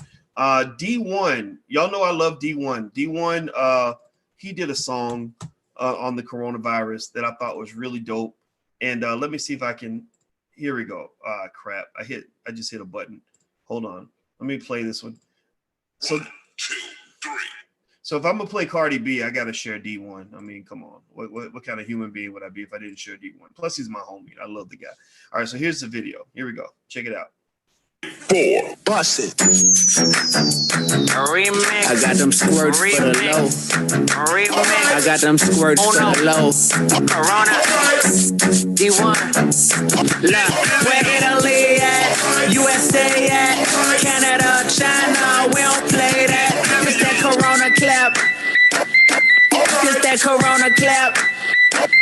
I said I'm trying to stay safe, won't it please believe? But that corona make it hard for a player to breathe. Don't wash your hands, you might catch it, water, then you stuck. Right now, them tickets to Jamaica only $15. I'm trying to quarantine myself, I'm staying inside. The NBA canceled on me, man, I'm feeling deprived. I'm out of toilet paper, but they ain't got none in the store. Man, that corona, wow, you can't wipe your butt no more. And ain't no more school for students, it's just classes online. This shit ain't about to have their graduation on FaceTime. Man, they trying to cancel God, I can't go into church. Got hand sanitizer on deck, and I'm selling squirts. My concert's getting canceled, man, I'm really so droll. But if you start coughing around me, I'm walking clean out the door. I'm telling all my people, stay home, it's really that real. Don't play with that coronavirus, man, cool out and just chill. Where France at, where Spain at, Africa, Philippines, we don't play that. Just that corona clap. Just that corona clap. Where Japan at? Where Brazil at? Man, he cool, let him know we don't feel that. Just that corona clap. Just that corona clap. Man, y'all be safe, man. Y'all stay inside, dog. Don't let that corona get you, dog. Hear me? It's your boy D1. Mission Vision all day. All right, so D1, let me tell you about D1. D1 is a great guy and a great hip hop artist, and one of my favorite artists of all time. And he's also a guy that I talk business with a lot because he's a reminder that the entertainers that do the best are the ones that understand how the game of entertainment works. D is such a smart businessman that he got offered a deal from Cash Money Records, Lil Wayne's joint. And every rapper, wanted to be part of Cash Money. I mean, they had Drake and Nicki Minaj and Lil Wayne and all these other artists. And D said, no, thank you. He said, no, thanks, because he didn't want to be, I guess he chose not to be a part of that for whatever reason. And the reason I believe is because D figured out how to make money from his own music. He understood, concepts that we teach in the Black Business School, like branding and marketing and distribution and stuff like that. And so D's just a great dude, a smart guy. He used to be a teacher, a middle school teacher, and he realized how much influence hip hop had on the minds of young people. So he decided to consciously use hip hop as a way to influence young people to do positive things as opposed to negative.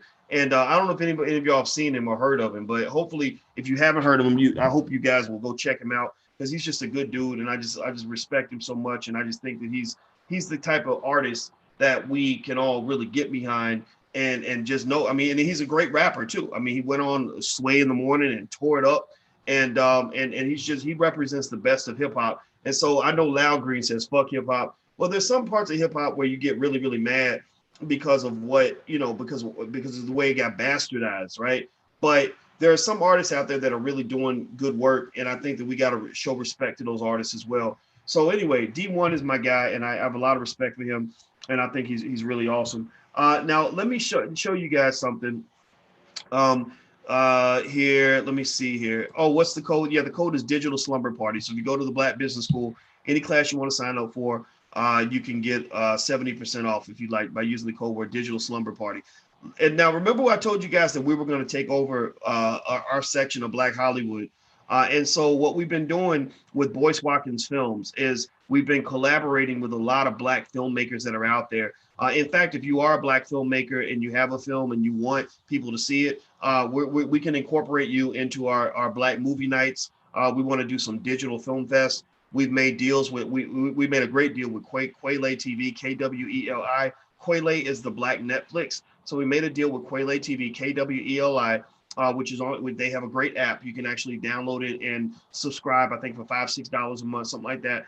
We made a deal with Quayle TV where we distribute our movies to Quayle, and we do other things with them, but we also distribute them there. And they also have like tons and tons of really good Black cinema on this app. And so, for example, some of the films that we've made out of Boyce Watkins Films are Resurrecting Black Wall Street, The Blueprint, all about the Black Wall Street Massacre in Tulsa, Oklahoma. We made Raising a Black Scholar, which actually, I'm gonna just pull up the trailer for Raising a Black Scholar because I think you guys should see it. Tierra KJ Williams was the director of that.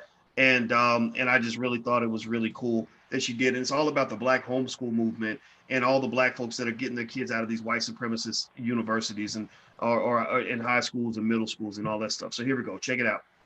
You come into our schools, you're going to be dead, be dead, be dead. There are so many issues in the public education system. I don't think we have enough time in this documentary to cover them all. The public school system is not designed really to teach Black people. It's teaching our children to grow up and get jobs and to be workers, opposed to being leaders of themselves and being self-employed. See, so the messaging that it is sending our children is dangerous.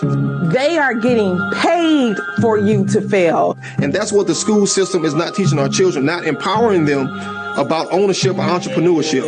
It behooves us to be masters of education. There aren't too many people with PhDs locked up in prison. So if you want to shock the shit out of them, you better succeed.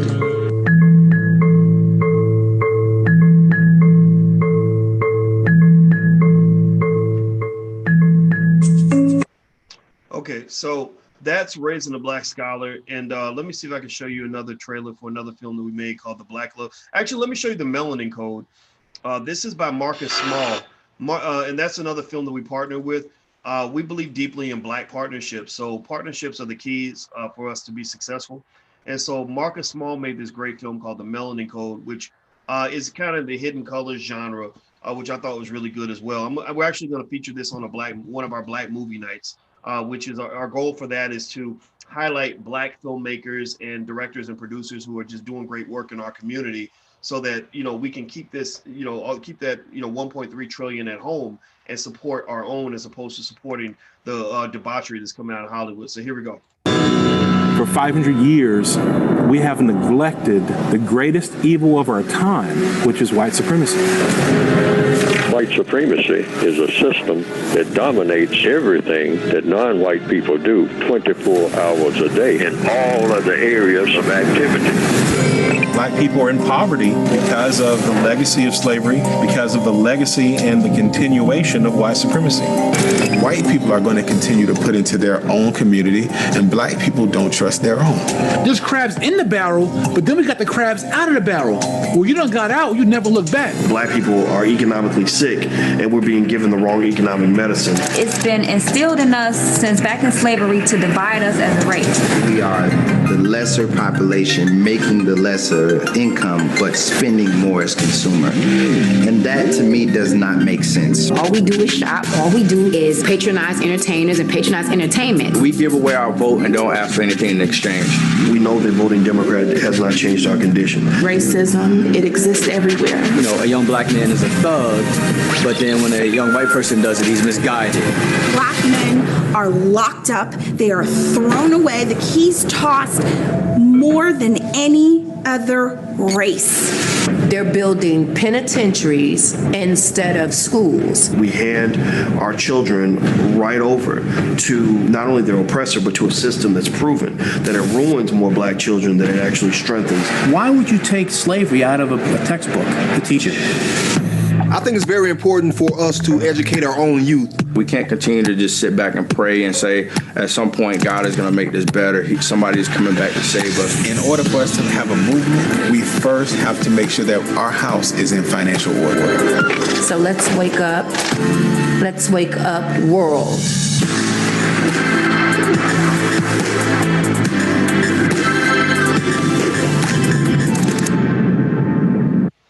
Okay, so what do y'all think about that? What do you guys think? I love it. I love what Marcus Small did. And actually, now that I think about it, I think that Mark Harris, another brilliant brother, is actually going to join us for the next Black movie night. I got to double check that because I got to start letting people know when we're going to have it. Because I think it might be this week. But the goal is at the end of the day, we have to support our own. We have to build our own. And we have a Black movie night Thursday, March 19th. And in fact, what I'm going to do is while we're talking, I'm going to go ahead and set up the link because I really should have done that a while back. And I apologize for that. But Black movie night, the reason we have Black movie night is not just so that we can all gather together as Black people and enjoy each other's company. but it's also because Hollywood should be ours. Like we should own all of that. Like that should all be ours. Why are we giving billions of dollars a year to a bunch of people who don't like us, who are giving us, a greasy, nasty ass debaucherous agenda, who are really portraying us in ways that, are not accurate and consistent with who we are. I don't understand that. And I think the only reason that this would make sense is that we just don't know any better, or we haven't been taught any better, or nobody's talking about it. Well, I just want you to know, like, I'm going to talk about that. I want to talk about that now. And I'm just sick and damn tired of seeing talented Black people sitting on the sidelines, just sitting on the sidelines, can't get a damn opportunity while they are elevating and celebrating, people that that embarrass our community. It doesn't make any sense. So, maybe I sound angry. Maybe I sound, like I don't know. I guess I'm an angry Black man. I just accept that by now. But I really think we should all be angry. And so anyway, I just redirected the URL. So if you go to blackmovienight.net, that's blackmovienight.net, you should, assuming the redirect, maybe it hasn't started yet, but the redirect should kick in the next few minutes. So you can register for Black Movie Night, which is Thursday night on the 19th at 8 p.m. Let me see, 8. It looks like it's, wait, hold on. Sorry, Scott. Yeah, Thursday the 19th at 8 p.m. Eastern. 8 p.m. Eastern. We're going to have Mark Harris. And Mark Harris is a great guy. Mark made a great movie called Black Coffee that everybody had told me about. Black Coffee was on Amazon, and everybody kept saying, you got to see Black Coffee. You got to see Black Coffee. So I watched Black Coffee way back in like 2015 or 2014. And I was talking to a friend of mine, and I said, okay, this movie is different. Like, there's something different about this movie. And whoever made this, I said, who made this movie? Because this sounds like some stuff that I would say. Like, this sounds like stuff I would say on my Facebook page. And I'm not an average Negro. Like, I don't say the stuff that you hear everybody else saying. And I found out that this guy, I looked him up, and I found out that we have been Facebook friends. He said, yeah, we've been Facebook friends for years. And I sent you a message, you never replied. And I felt terrible, right? And he actually lived a few blocks from me. And so I went in and started digging into this brother's work. And Mark Harris, this is the guy that should be getting whatever the Black version of the Oscars is. People like him should be getting those awards. When they're picking people like Lizzo and making Lizzo the entertainer of the year. And this is no disrespect to anybody that's overweight. A lot of Black folks are overweight, including myself. Most of us are overweight. So this is not about being the shame of overweight. This is about sort of feeling like you got to twerk while playing the flute in order to impress white people. This is about, the lady who gets on TikTok, an app for children, and simulates sucking a man's penis. This is about this person who went to a Lakers game with her booty out. Like, you want to know where the coronavirus came from? I don't know. Maybe it came from her butt crack, because this lady's out here just doing the most in, trying to maintain a type of attention that is not good attention. You are the clown, you are the buffoon. So rather than telling Lizzo that she can't be herself, like, she can still keep cooning if she wants to, but I would rather at the same time, tell you what I love and tell you what we can support. There are lots of other Black women out here that are just as talented as Lizzo who can't get attention because they won't twerk while they play the flute. They don't want to go to a Lakers game with their booty out. They don't want to get on TikTok and pretend that they're sucking a man's penis. They want to just get out and perform and be talented. And so my goal is to support all of that, right? So with Black Movie Night, that's why we created that. We also want to do some digital film fests, as well as have, some award shows. Like, I think that'd be cool, right? To have like an all Black award show and really celebrate the people that matter to us. And in fact, one of the books that I have my students read in the Black Business School is a book called How the Jews Invented Hollywood. I have them read that book, How the Jews Invented Hollywood, because I want you to know what's possible. I want you to go look at what they did. That community, God bless them for building their own. God bless them for caring enough about their damn children that they weren't going to just sit around and just be oppressed. They went and they built up, all these massive studios in Hollywood, Warner Brothers and Universal Studios and MGM and the William Morris Agency. All that came out of an oppressed group of Eastern European Jews who were pissed off that they couldn't get their kids into white schools. They couldn't get white folks to hire them. They couldn't get the same opportunities as everybody else. So they built an opportunity. So don't go beg for a seat at the table, build a damn table. Black folks waste a lot of energy begging for a seat at the table because they lied to you and told you that somehow you were part of the American family, when everything that they do shows you that you ain't a part of shit. You ain't a part of nothing. You are a second-class citizen,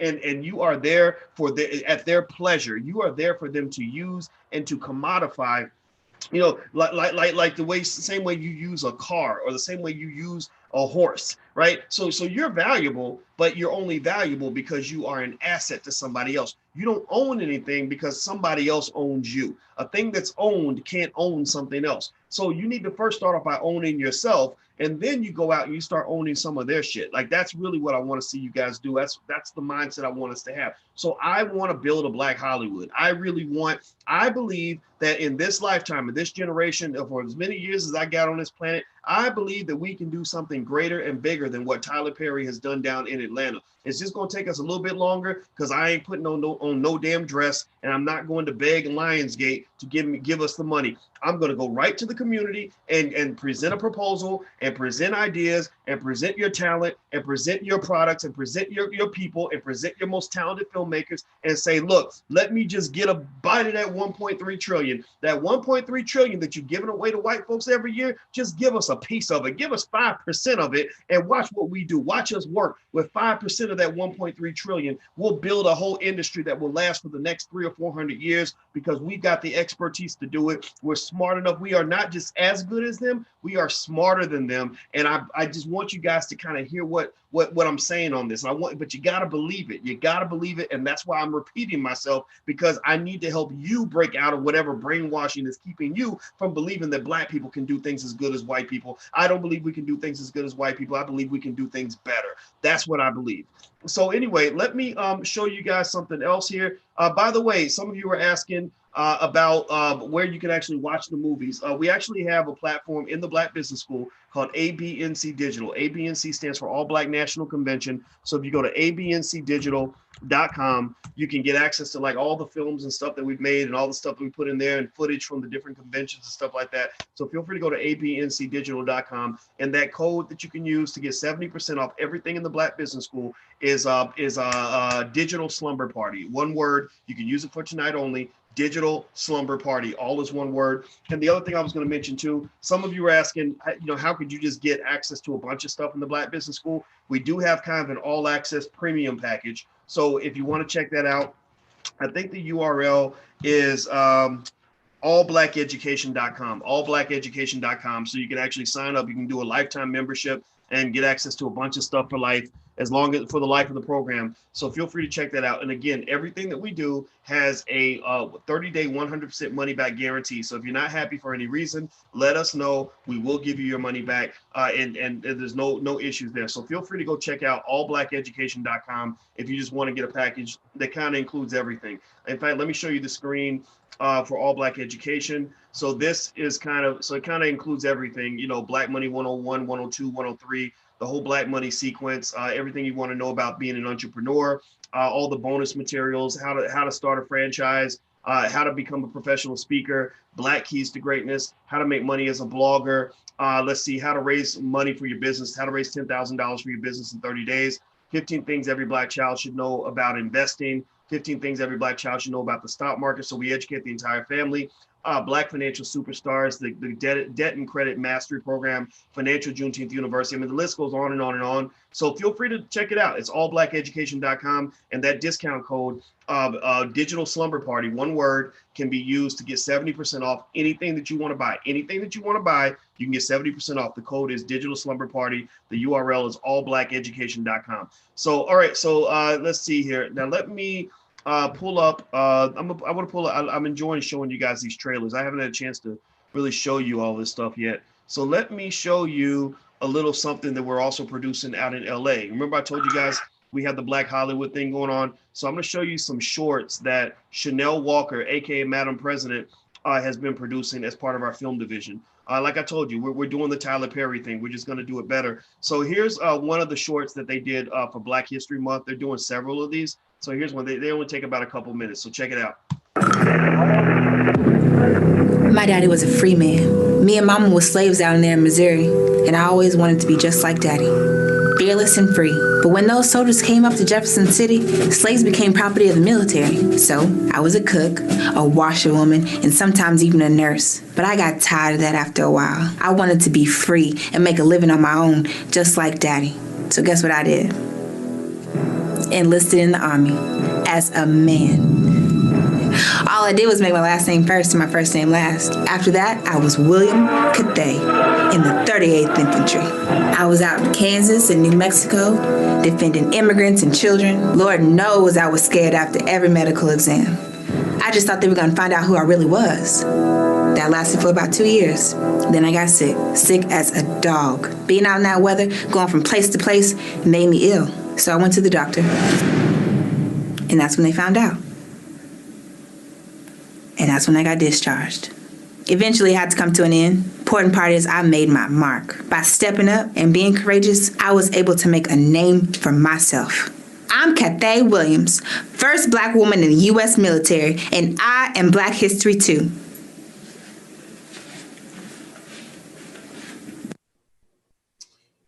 All right, so let me show you another one of these shorts. And what we did, the reason we did this is because we felt that there are stories that are not told, in public school and stuff like that. They're told from a certain perspective to keep you docile and to keep you weak. And so we want to tell stories that'll make you strong. And so we're not operating on the multi-million-dollar budget that we'd like to have. We're eventually going to get that one day. But right now, we're doing what we can with what we've got with the Black folks that we have that are working with us on some of these projects. So here's another one. Check it out. Man, I marched with King, met up with Malcolm, and almost danced with Maya once. But I felt a little shame next to her because she was taller than me. Smarter than me, too. I think about those marching days and those boycott days. And the only boycott that worked was the Montgomery bus boycott. We walked, we organized rides, and we did whatever we could to see what we wanted. I guess Malcolm was right. We should have asked for the bus instead of the seat. I'm close to the grave now, and I don't know that we did it all the right way. But at the time, it felt right. We fought to come through front doors just to receive backdoor service. We fought for education. When was a time in history that a Jew let a Nazi educate their children or even create a curriculum for their children? Our poor children don't stand a chance against a man. My father worked sun up to sundown. I worked sun up to sundown just to make the ends meet in the 60s, 70s, and 80s. Now my son has the freedom that I fought for. He leaves the house at 7 a.m., gets back in at 7 p.m. Wife gets in at 9 p.m. Kids haven't seen either parent all day. I don't know if this is what I was marching for, but I do know one thing. The civil rights movement had no financial benefit for people of color. I guess Malcolm was right. We should have asked for the bus. The hell with the seat. I'm just a man that marched a lot. I am Black history too.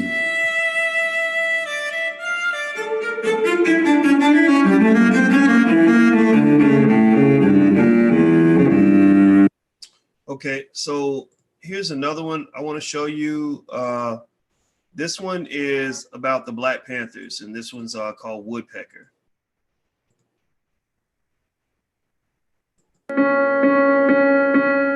Had to be 1967, 68. I was meeting up with my brothers because we were going to go down to the elementary school to feed the kids, breakfast like we do every morning. We always make them these pancakes with this sausage and egg, and then they like to split it in two and make like a pancake sandwich or whatever. I met up with them, and then we start walking, and then not even a step into our walk, the police pull up. So he stops us, he gets out the car. Where y'all Panther niggas going?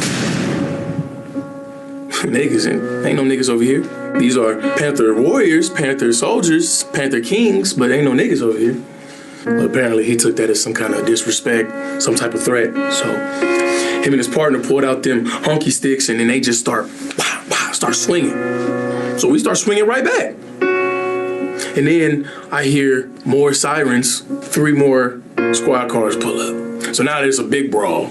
So we're fighting, tussling, scrap, whatever you want to call it. And then I hear bah, bah, bah, bah, bah, bah. 6 shots rang off into the crowd. And I looked around trying to make sure that my brothers wasn't hit. But then I looked down and I have 6 shots in my body. Now, either it was like a woodpecker that came and did a number on me on the slide when I didn't know, or this just let off 6 shots in my body. When I hit that pavement, that's when I knew there was no woodpecker. As soon as my body hit that pavement, all the police rushed me. I mean, they start just beating me. I mean, they beat me so bad that the bullets came out of my body. They hauled us off to jail after that. They tried us in court, tortured us, did all these things to us, man. So much happened. But the only thing that was on my mind was how those kids didn't get to eat that morning. I'm a member of the Black Panther Party, and I am Black History too.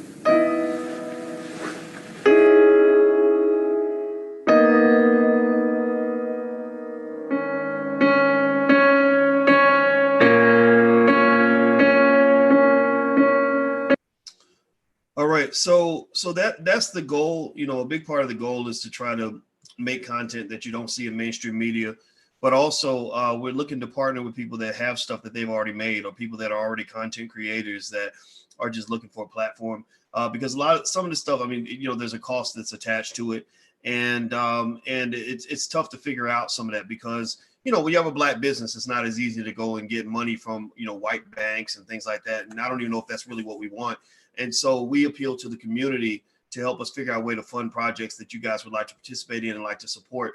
So ultimately, at the end of the day, I wanted you guys to kind of see some of what we had going on so that you can decide where you want to participate. And we are, you know, assertively asking you to consider, you know, with all the money that you spend with white folks, that you spend a little bit with some of the things that we got going on. And we like to show you things. We give you your money back if you're not happy. We just ask you guys to consider being a part of what we're trying to do, because what we have going is pretty good. It's not just pretty good, it's very good. And really what I can visualize is, you know, down in Atlanta, having a place that is, you know, and actually, you know, Tyler Perry's doing a little bit of this. Jay Morrison's doing a little bit of this. God bless him as well. He's a great, I respect the guy a lot. You know, but really having spaces where we're educating our own people, children all the way up to adults. We are employing our own people in various industries, you know, opening franchises, making movies, just doing all kinds of things to create an economic ecosystem. But in order to do that, you need all participants in that Black economy to be on board and to be connected to that. Sharif Abdul Malik is doing a great work with We Buy Black. Lamar Tyler is doing great work with Black and Married with Kids and Traffic Sales and Profit.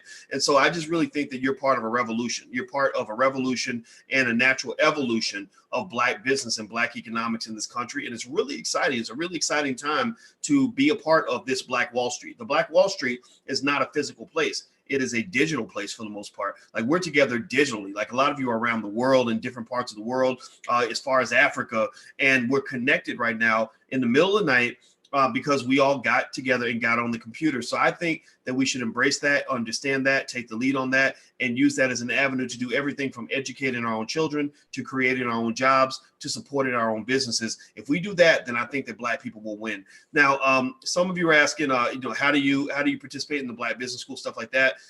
You can go to All Black Education if you'd like to look at the all-inclusive package.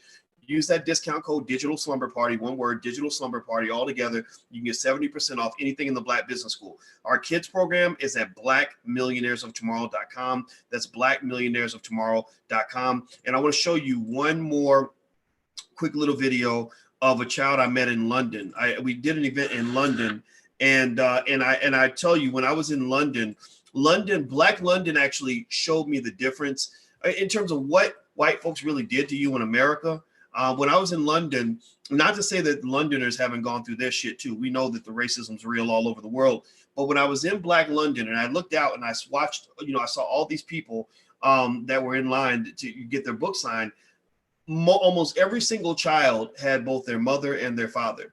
I noticed that. And in America, it's about a 50-50 at a lot of the events, right? No disrespect, not shaming anybody, but there's a difference in terms of family structure, a difference in the terms of the way people present themselves, because I don't think they're as inundated with the ratchetry. But they're very black. They're very committed, and I was really impressed. And so let me show you this video from this young lady that I saw in London. And this is sort of what I want to see produced, you know, through the Black Millionaires for Tomorrow program and stuff like that. So let me show you this young lady's video. It's really cool. Hi, this is Miranda Notes live in London, and please tell us your name. My name's Capri, and I'm 11. You're 11, wonderful. And your parents? My name is Miguel. And I'm Danielle. Wonderful. You have created a lovely, lovely child. So we want to know, what did you think about the session, How to Turn Your Child into a Millionaire? I think that the session, I learned quite a lot because I made sure that I brought my notebook and a pen, and I was writing down as he spoke. So in my notebook in my bag, I've got quite a few notes on how to become a millionaire myself and how to support black businesses who are listening to. Nice. And you have your own business, right? Yeah. And what is that? It's called the Teens Times Tables. And could you tell us what your business deals with? So what we do is we teach children times tables incorporated with music in it as well. Could you do some for me right now? Yeah. Okay, go ahead. 1 times 5 is 12, NK kids around the world. 2 times 5 is 24, this is better than ever before. 3 times 5 is 36, makes you list bad boy mix. 4 times 5 is 48, education each make. 5 times 5 is 60, don't live like DAB. 6 times 5 is 72, if you're above my submit today. 7 times 5 is 84, come on, you should know the score. 8 times 5 is 96, work real hard, you can be rich. 9 times 5 is 108, it's the lyrics that we create. 10 times 5 is 120, just money listen up in a Bentley. CW, that's money I spent. 3 T's on MTV. That was phenomenal. Oh my goodness. That is phenomenal. So we have to keep in touch. We would love to see your journey, especially as you progress. And we're so happy that you are here. Now, parents, what did you all think of the session? It was excellent. I found it very fueling and energizing. I'm just ready now to just go and put it all into action, to be honest. And especially about supporting black businesses. You know what I mean? Instead of going on Amazon, you can Google how to buy whatever it is. As Dr. Boyce says, something that's more from the kitchen, you can buy it from a black person. You know what I mean? And it keeps everything, within. You know what I mean? And if it ain't helping you directly, it's going to be helping you indirectly.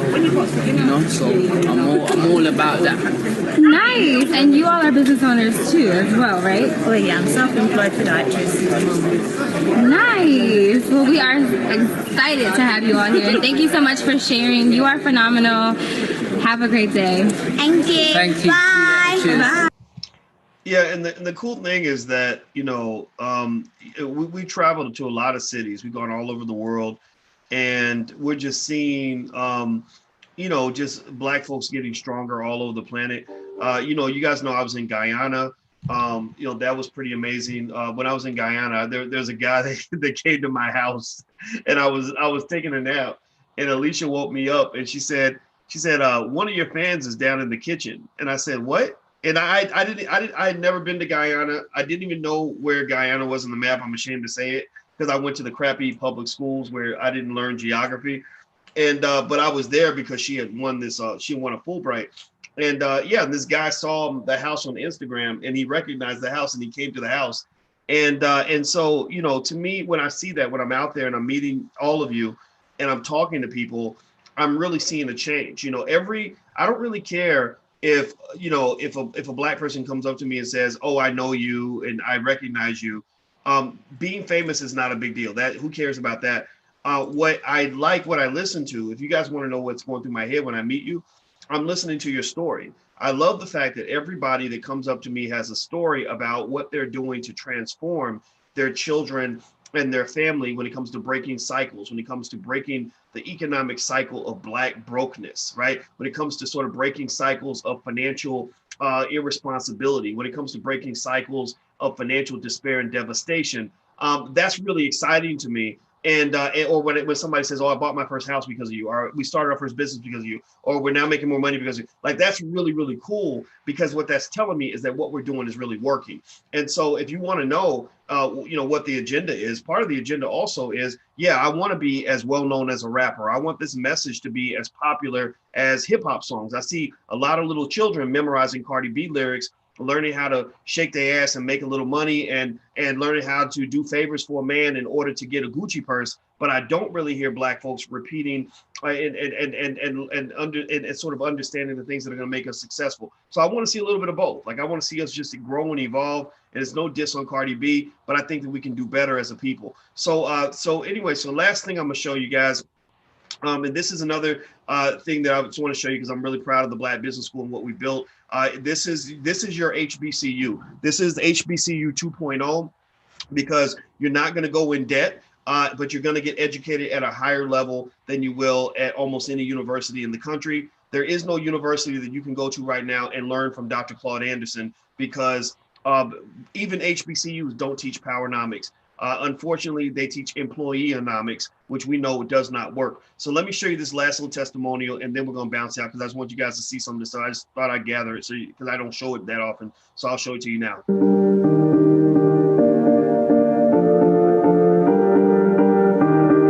Hi, my name is Alicia Francis, and the Black Business School has been a niche for me for like the last year and a half. I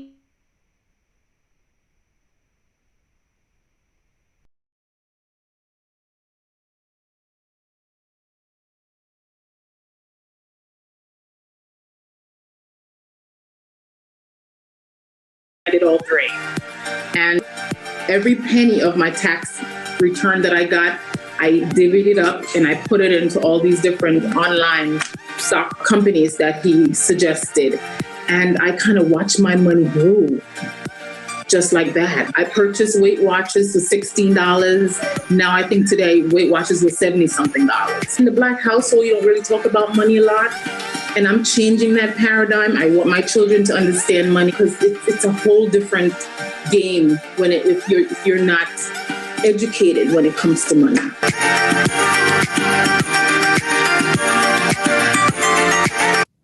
So that's the last little piece. So if you guys want to sign your kids up for our Black Business School for Children, it's very, very good. It's revolutionary. It's going to change how they think. I guarantee that. Feel free to go to blackmillionairesoftomorrow.com. That's blackmillionairesoftomorrow.com. And you can actually use the discount code Digital Slumber Party, and you can get 70% off anything in the school for as long as the code lasts. I'm going to leave it up there for about 24 hours. So you can use the code Digital Slumber Party at blackmillionairesoftomorrow.com to sign your kids up. Or if you just want sort of the premium package, you can go to allblackeducation.com. That's allblackeducation.com. Use that same code Digital Slumber Party, get 70% off. So there you go. That's the Black Business School in a nutshell. And also, I appreciate you guys hanging out with me tonight. And in fact, what I'm going to do is I'm going to go through and answer a few of your questions that you have. And then we can bounce out for tonight. Let me see here. Thank you, Doc. 4 years ago, I began watching you. I now invest $1,000 a week, says Tyrese. Good. I'd love to see that transformation. Let me see here. Martin says, are there any economic lessons we can take from the 1918 Spanish flu that can be translated in today's terms in terms of strategies and opportunities? I don't know how the stock market performed after, when the flu happened. I got to go research that. I can say that there's a lot of comparison between what's going on now and the Great Depression. Actually, the Great Depression was a time where a lot of people made a ton of money. So I would not just sort of run away from the stock market because it's crashing. Like some people run toward the stock market because it's crashing, because that's when a lot of great deals can be found. Actually, I have a section in the Black Stock Market Program. At the bottom of the curriculum section, there's a section called What Dr. Boyce is Buying. And each day I go in and I talk to you about some stocks I'm buying and why I'm buying them. So if you go sign up, if you want to go sign that up, you can actually do the first 30 days for $1 by visiting theblackstockmarketprogram.com. THE, that's theblackstockmarketprogram.com. Let's see here. Brandon says, no need to apologize, beloved. I appreciate your spirit. Some of the strongest men in the world show tears. Oh, he's talking about what I was. Yeah, I didn't. Yeah, it just happens. It is what it is. Why am I hearing Dr. Watkins as well as a video he's showing? Because I'm stupid. I apologize for that. Hello, Mr. Watkins. Did you say the Children's Business School is 70% off for tonight? Do I put the code in after my payment info? Yeah, once you sign up, let me see. If you go to blackmillionairesoftomorrow.com, that's where the Black Business School for Children is. You should have something where you can hit enrolling course. And then let's say you pick the monthly option. Actually, let me share my screen.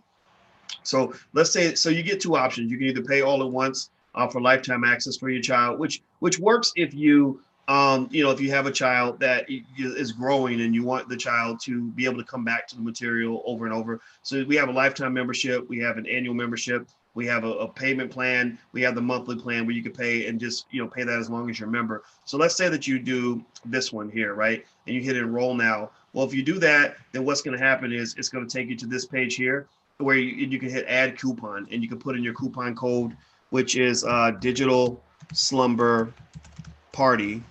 And if you put that in there, see it's $5.99 a year, you hit apply, that drops from $5.99 a year to $179.70. So which last time I checked, that's a whole lot cheaper than all the money that we spend sending our kids to football camp and basketball camp and cheerleading camp and everything else. The only difference between that and football camp is that these are skills, unlike football, these are skills your child can use for the rest of their life that will help them make money for the rest of their life.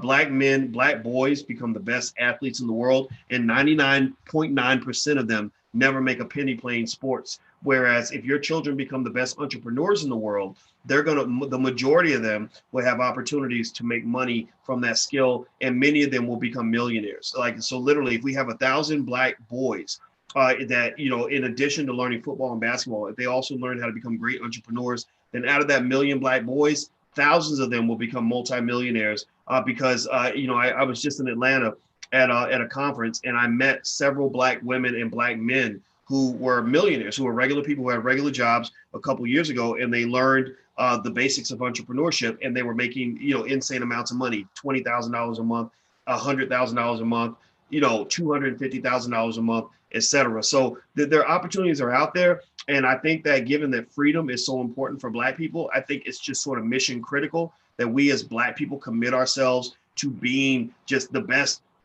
wealth builders on the planet, to being just the most economically minded people ever. Like I want us to be greater than the Jews. Like I want us to just really create a stereotype. I want the stereotype in the year 2080 to be something like, damn, those black people, they want to own everything. Those black people, they gentrify my whole neighborhood. Those black people, they own all the banks. Those black people, they own all the businesses. Those black people, they all talk about investing in the stock market. Like I want that to be the new stereotype. Those black people, they all want to make straight A's in school. Like I just want to kind of see that. Jerome says, I just signed up for the Children's Business School. Thanks, OG. Thank you and congratulations to you, and thank you for being a great parent. Your children will thank you for this, years down the line, I promise you. If you get them through the curriculum, make sure they also pick up their degree. Once they go through all the videos, you become eligible to print out your certificate. We created that certificate because we want our children to get the self-esteem that comes from knowing that they went to business school at the age of 8 or the age of 12. That's going to put them ahead of other kids. A kid who's 9 who says, I went to the Black business school and I got a degree is going to see himself as a businessman. He's going to see himself as a Black man, and he's going to see himself as ahead of other kids, because other kids aren't going to business school until they're 17, 18, 19 years old. So I want to give your kids a head start. I think that's what's really important. Kara says, will the workbooks tie in with the Black Millionaires of Tomorrow course? Yeah, I didn't mention the workbooks, but yeah, we invented some financial workbooks and flashcards for Black children. If you want to take a look at the workbooks, you can go to financialworkbooks.com. That's financialworkbooks.com. If you want to take a look at the flashcards, you can go to financialflashcards.com. So financialworkbooks.com or financialflashcards.com. That's where you can get the workbooks and flashcards. They go there as well. Masani says the code is not working for me. Make sure you put it in as one word, digital slumber party, all as one word, not separate words. That might be the issue there. If you have any other issues, email our support team. Our customer support team is at support@theblackbusinessschool.com. That's support@theblackbusinessschool.com. William Wilson says there are so many stocks on sale, but every day the market gets worse and worse. Should I just buy now and put a stop loss on it? I can't tell you what to do. I'm not here to give you investment advice. That's not what I want to make sure I legally say that. But I buy the dips, because historically buying the dips is the way to build wealth. The market goes down. You might have to wait a little while, but that's the key to investing is patience. Patience is very important. Time is the number one factor in the wealth building equation. And I'm saying this as a mathematician who has, gone through the equations that describe how money grows. And in those equations, time is the number one factor in those equations. So give yourself time, be patient. This too shall pass. This ain't gonna last forever. In about 3 weeks, I bet, we're gonna look at the coronavirus and say, okay, it's gonna probably spread. Most people aren't gonna die. We eventually got to go back to work. America must move on. And I think that's what's eventually going to occur. I can't imagine them having the country in shutdown mode for the next 10 years. That wouldn't make any sense. Daryl, stocks to buy during this coronavirus situation. Well, there are some stocks that are withstanding the downturn a little bit better than others. There are also some stocks that are benefiting from the current conditions, maybe stocks in the healthcare field, things like that, maybe construction because interest rates are now lower. So residential construction is expected to take a little bit of a boost. If you want to take a look at a lot of the stocks that I'm buying, I have a section in the Black Stock Market Program at the bottom called What Dr. Boyce is Buying. So there are several videos I put down there describing a lot of the stocks I'm adding to my portfolio and why. So feel free to go to theblackstockmarketprogram.com and do the 30-day free trial for $1. That's theblackstockmarketprogram.com. Doctor, what's the point of a Black person getting an MBA? I don't know. You asked the question. I didn't. I would not get an MBA because I would not want to go that deep in debt. The only way I get an MBA is if you know you want to work for a corporation and you know that the income is going to be high enough that it's going to make sense for the amount of debt that you're going to have to take on. Now, my brother got an MBA and he didn't go look for a job. He wanted to get an MBA because he wanted to form the relationships that he formed at Cornell University. And that benefited us, actually. He knows a lot of people that are millionaires and billionaires because he went to Cornell. So I would say whatever it is you do, make sure you're clear about why you're doing it. Don't just go get another degree because everybody's getting more degrees. Black folks are getting lots of degrees and we're getting lots of debt to go with those degrees. And a lot of people are coming home and they can't figure out how to pay that debt. There's a video on YouTube right now of a Black woman who basically is saying, something, I think it's titled something like, I have a Harvard MBA and I can't pay my bills, or I have a Harvard MBA and I'm bankrupt. Well, that's because she went and got the education without understanding the why. So make sure you understand the why before you understand the what. The what does not matter as much as the why. So I don't care what your what is. I just need you to be able to tell me what your why is. And if your why is simply, well, I'm just doing it because everybody else is doing it, that's not a good why. I'm gonna be like, no. I knew a girl, this horrible, mean woman that I knew in grad school. And let me tell you, she was divorced. And I remember I asked her, we were young, we were like 28 and she was divorced. I was like, how'd you get divorced? We're not even that old yet. And she said she got married right out of college. And I said, okay, why did you get married right out of college? She said, I don't know. I just did it because that's what everybody told me I was supposed to do. And I said, really? Like, that's why you just did it? Because you did something that serious? You got married because everybody told you you were supposed to do it? That's not good. You don't live your life on autopilot, especially if you're Black. When you're Black, you can't live your life on autopilot. Don't do that because you're gonna fall down a pit because the world is designed for Black people to fail. The world is structured so that your Black ass ends up in a ditch, especially you talk about Black men. My God, the world is designed for you to end up in a ditch and die. So if you just walk around living on autopilot and you don't have the critical thinking skill to make your own decision, then you're screwed. You're going to screw yourself. So don't just do things because people tell you to do them. Do them because you understand why you're doing them. That's important. And I understand that really well because I spent my whole life being a weirdo and an oddball and not fitting in and all this other stuff. And now I look back on it, I'm like, thank God I had that because that led me to make a lot of decisions that were different from a lot of my friends. When I was in college, I had a lot of Black male friends where I was like, I can't even be your friend because you think we're supposed to go get drunk every Friday night and sleep with every pretty girl that walks by and not study. And that doesn't make sense to me because as a Black man, if I'm living that life, I'm gonna end up dead or in prison or hooked on drugs or an alcoholic. Why would I want to do that? So you gotta be able to go on your own path. That's why everybody's not cut out to come on my podcast. That's why I start off every conversation deliberately saying, this is the home for intelligent Black people. And I know right then I'm cutting out about 80% of all people out here because most of our people are drones and sheep. That's why, for example, in Washington, you had the police. Did y'all see this? The police put up a memo on Facebook that literally said, everybody, we'd like to make an announcement. We need you all to stop calling 911 because you don't have enough toilet paper. Did y'all hear that? Like literally, they were like,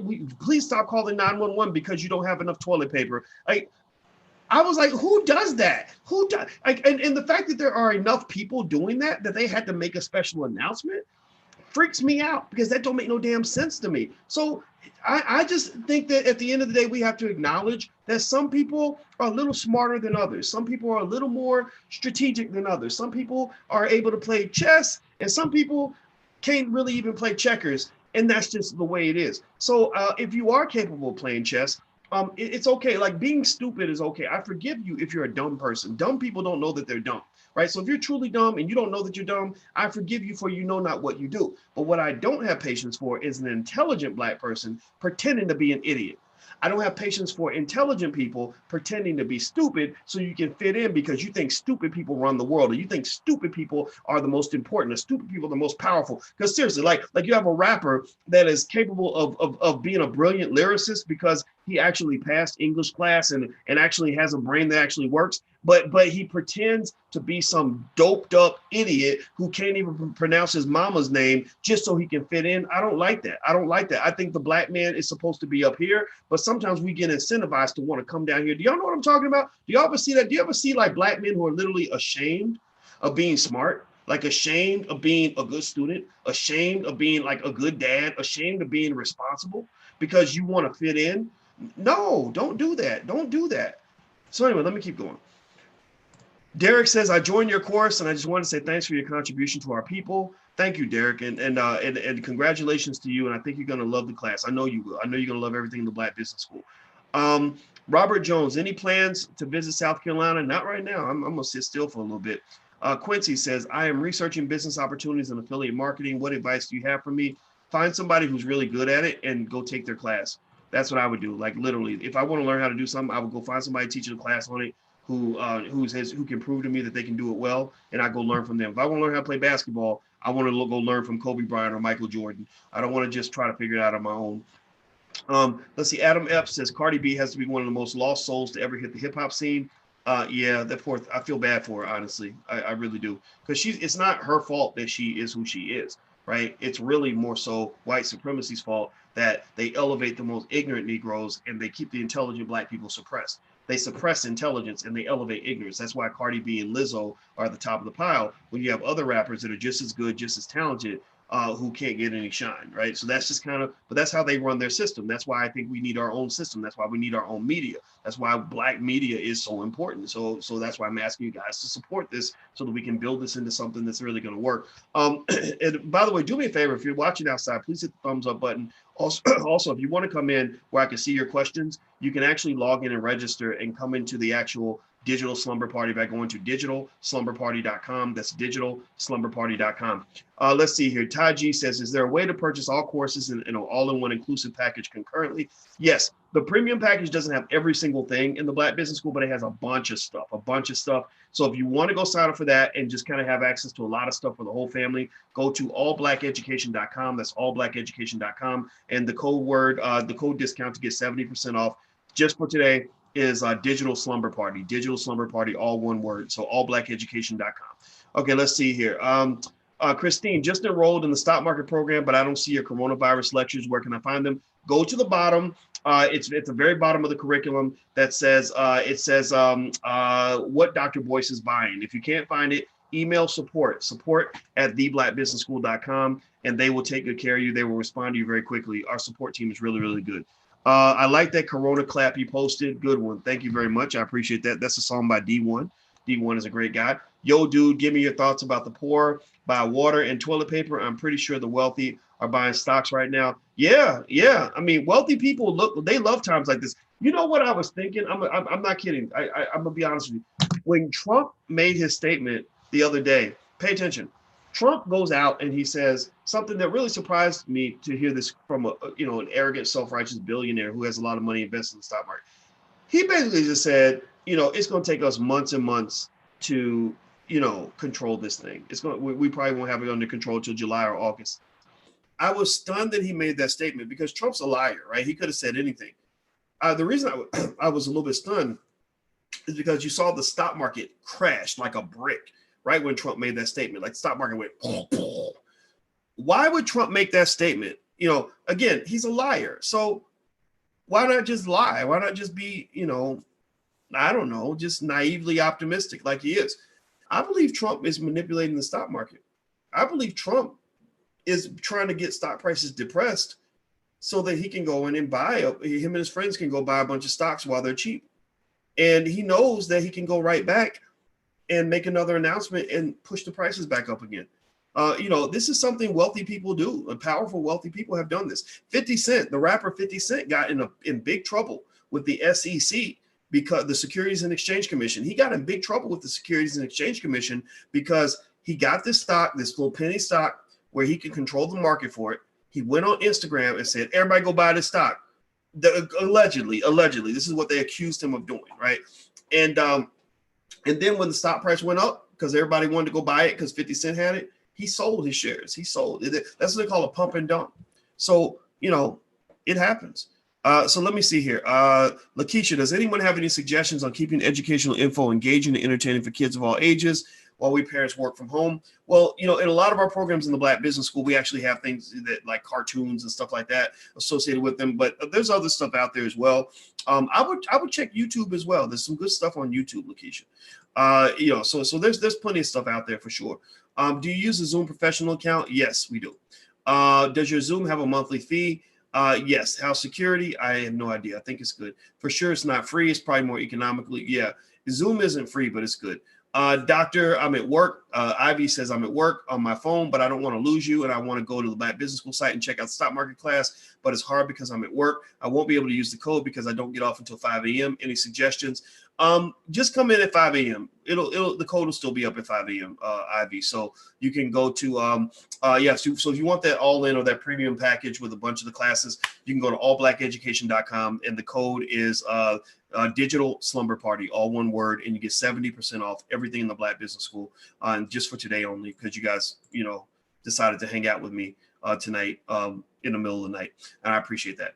Where can I purchase and rent these films, says Luther? ABNC Digital, abncdigital.com is where we keep a lot of our films. Also, raisinablackscholar.com is where the Raising a Black Scholar film is located as well. So if you want to just see that film, you can go there, or you can just go to abncdigital.com, which stands for All Black National Convention. That's abncdigital.com. And you can not just watch the films, you can see a lot of great footage in there of all the events and stuff, like the thing I did with Farrakhan and stuff like that. Let's see here. What's up with your boy, Andrew Gilliam? I don't know. It sounds like he has a secret life. I don't know if y'all know, Andrew Gilliam got caught with in a room with a male escort who likes to take Instagram pictures with his booty out. And the guy overdosed on crystal meth. And Andrew Gilliam is looking kind of suspect right now. And that's all I really know. I think that Andrew Gilliam probably pissed somebody off. Because I think in the Democratic Party, I think you got a lot of that stuff going on. Republicans too. But, remember Ed Buck, the guy who was injecting young black men with crystal meth. He was a big donor in the Democratic Party. So you've got a debaucherous kind of undercurrent in that party. There's a reason why the agenda is so strong. Is because, you've got a lot of that kind of happening. And there's reasons why certain people are elevated in the party, right? So I'm not trying to be hateful or nothing like that. In fact, I think Andrew Gilliam's a really smart dude. I mean, he went to Harvard or something, and people seem to like him, and he's a popular attorney, so he's very successful. So I don't really care what people do in the bedroom, honestly. It doesn't, like, I'm not offended if another man happens to be gay. I just don't care. As long as you ain't trying to get in bed with me, I'll do whatever you want. But I think that just, I feel bad probably, I guess, for his wife, if his wife didn't know, because, you got a lot of black women that are marrying these men, and they think that these men are these, like cut out square poster boys, or, whatever you want to call it. And, or they feel that they got a prize, and they actually have a guy who's got some stuff going on that isn't exactly child friendly. So I don't know. I'm not here to judge, but I am here to say that his career is probably over. They probably exposed him because that's what they do in politics. But I don't think he's the only one. Usually when you see one guy that gets busted, it's because there's a whole undercurrent of a bunch of people that are doing the same thing, and they just sort of choose who to bust. Like, for example, I'd be curious to know what they have on Barack Obama. I'd be curious to know, what they have on him and Michelle that keeps them sort of in line. Because I believe they have something on everybody. And Chicago politics is so dirty and corrupt that anybody who rises through Chicago politics as fast as the Obamas did, I'm always suspicious. I'm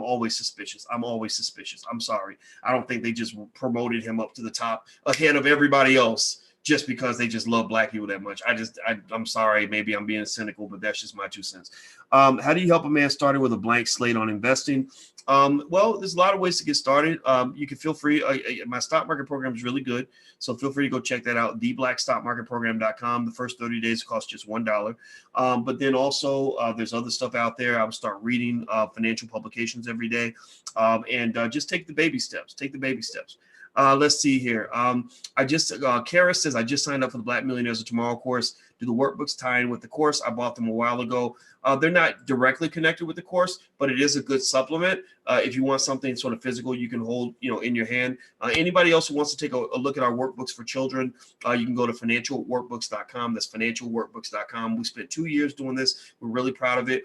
We invented them specifically for Black children. They cover all the different grade bands. We also have flashcards. So financialflashcards.com and financialworkbooks.com is out there. Let's see here. I enrolled in T. Rogers' self class. He suggests that we digest the Willie Lynch letter, regurgitate it, and live it in reverse. What do you think, family? Says Quentin. Sure. Okay. I mean, I don't know if the Willie Lynch letter is even real, but it might as well be real because what he said was really real. Let's see. So will you be showing any Black films tonight for our slumber party?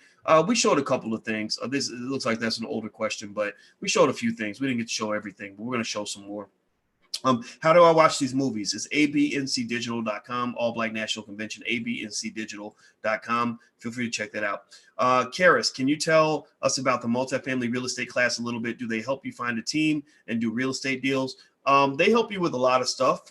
Now, do they help you find a team? Well, there are people in there that are all interested in real estate. So that you would, being part of a mastermind means you're collecting minds with other people. And so yeah, I'm sure they can help you do pretty much any of those things. So feel free to go check it out. It's theblackreigroup.com, theblackreigroup.com. Quentin, let's see, no thoughts. Sorry, will you be doing any more Black anime films? Probably not for a while, but we're going to do a little bit of everything. I just kind of want to do as much as we can. I'm really excited about it. How can we make the course with the Black Business School? I don't know what that means, Damien. I'm sorry, I don't understand the question.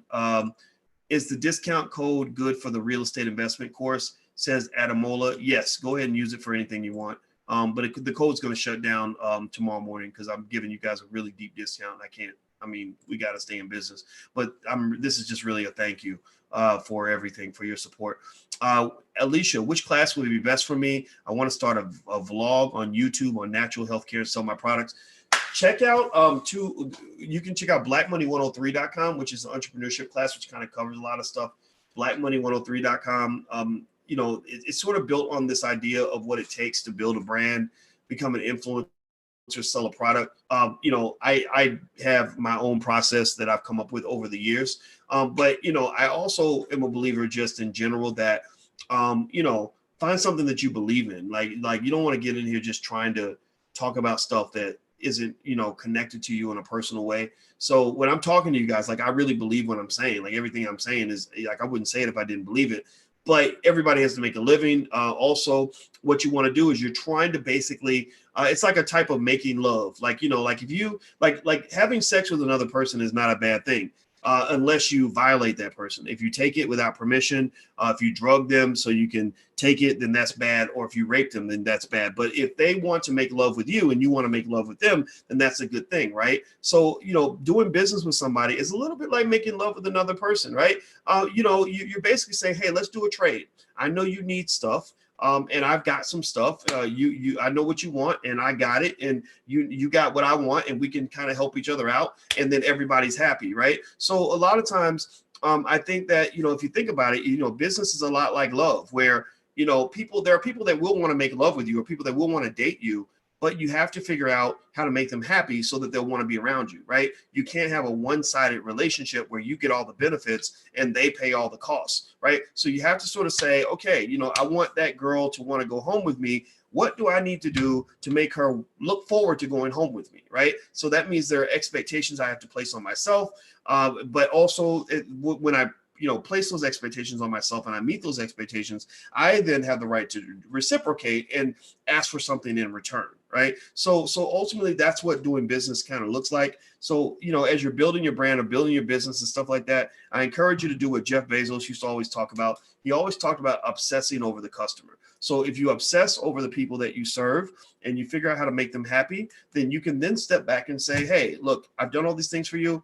Will you guys also, be a part of our business? And then everybody's happy at the end of the day. Let's see here. Karima says, hard to decide which Black business school program to invest in with the discount code. Want something for the whole family. Allblackeducation.com, I think, is a great program for the whole family. And also use that code I gave you, Digital Slumber Party. You can get 70% off. That's a good deal. Like, we don't offer a deal like that hardly at all, ever. So feel free to check that out.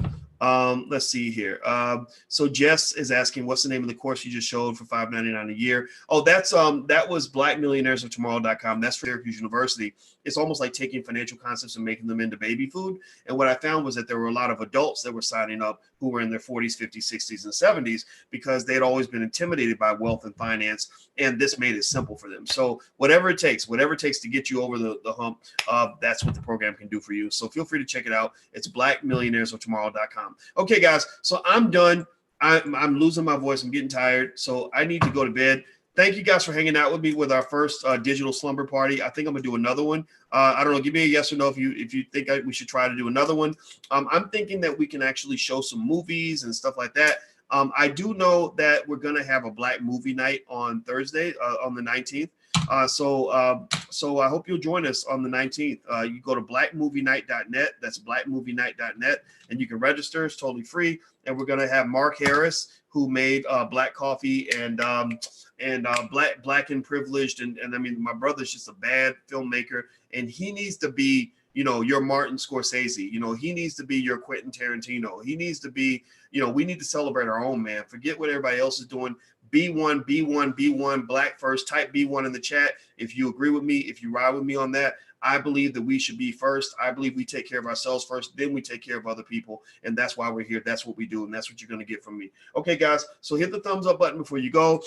Share, subscribe, all that stuff. And once again, the code, if you want to go over to the blackbusinessschool.com, the code is Digital Slumber Party. You can get 70% off. And also the premium package is allblackeducation.com. You can go there. Or the course or the program for children is blackmillionairesoftomorrow.com. So feel free to go check that out. I'm out of here, guys. Have a good night. And Alicia sends her best as well. I'll talk to you later. Peace.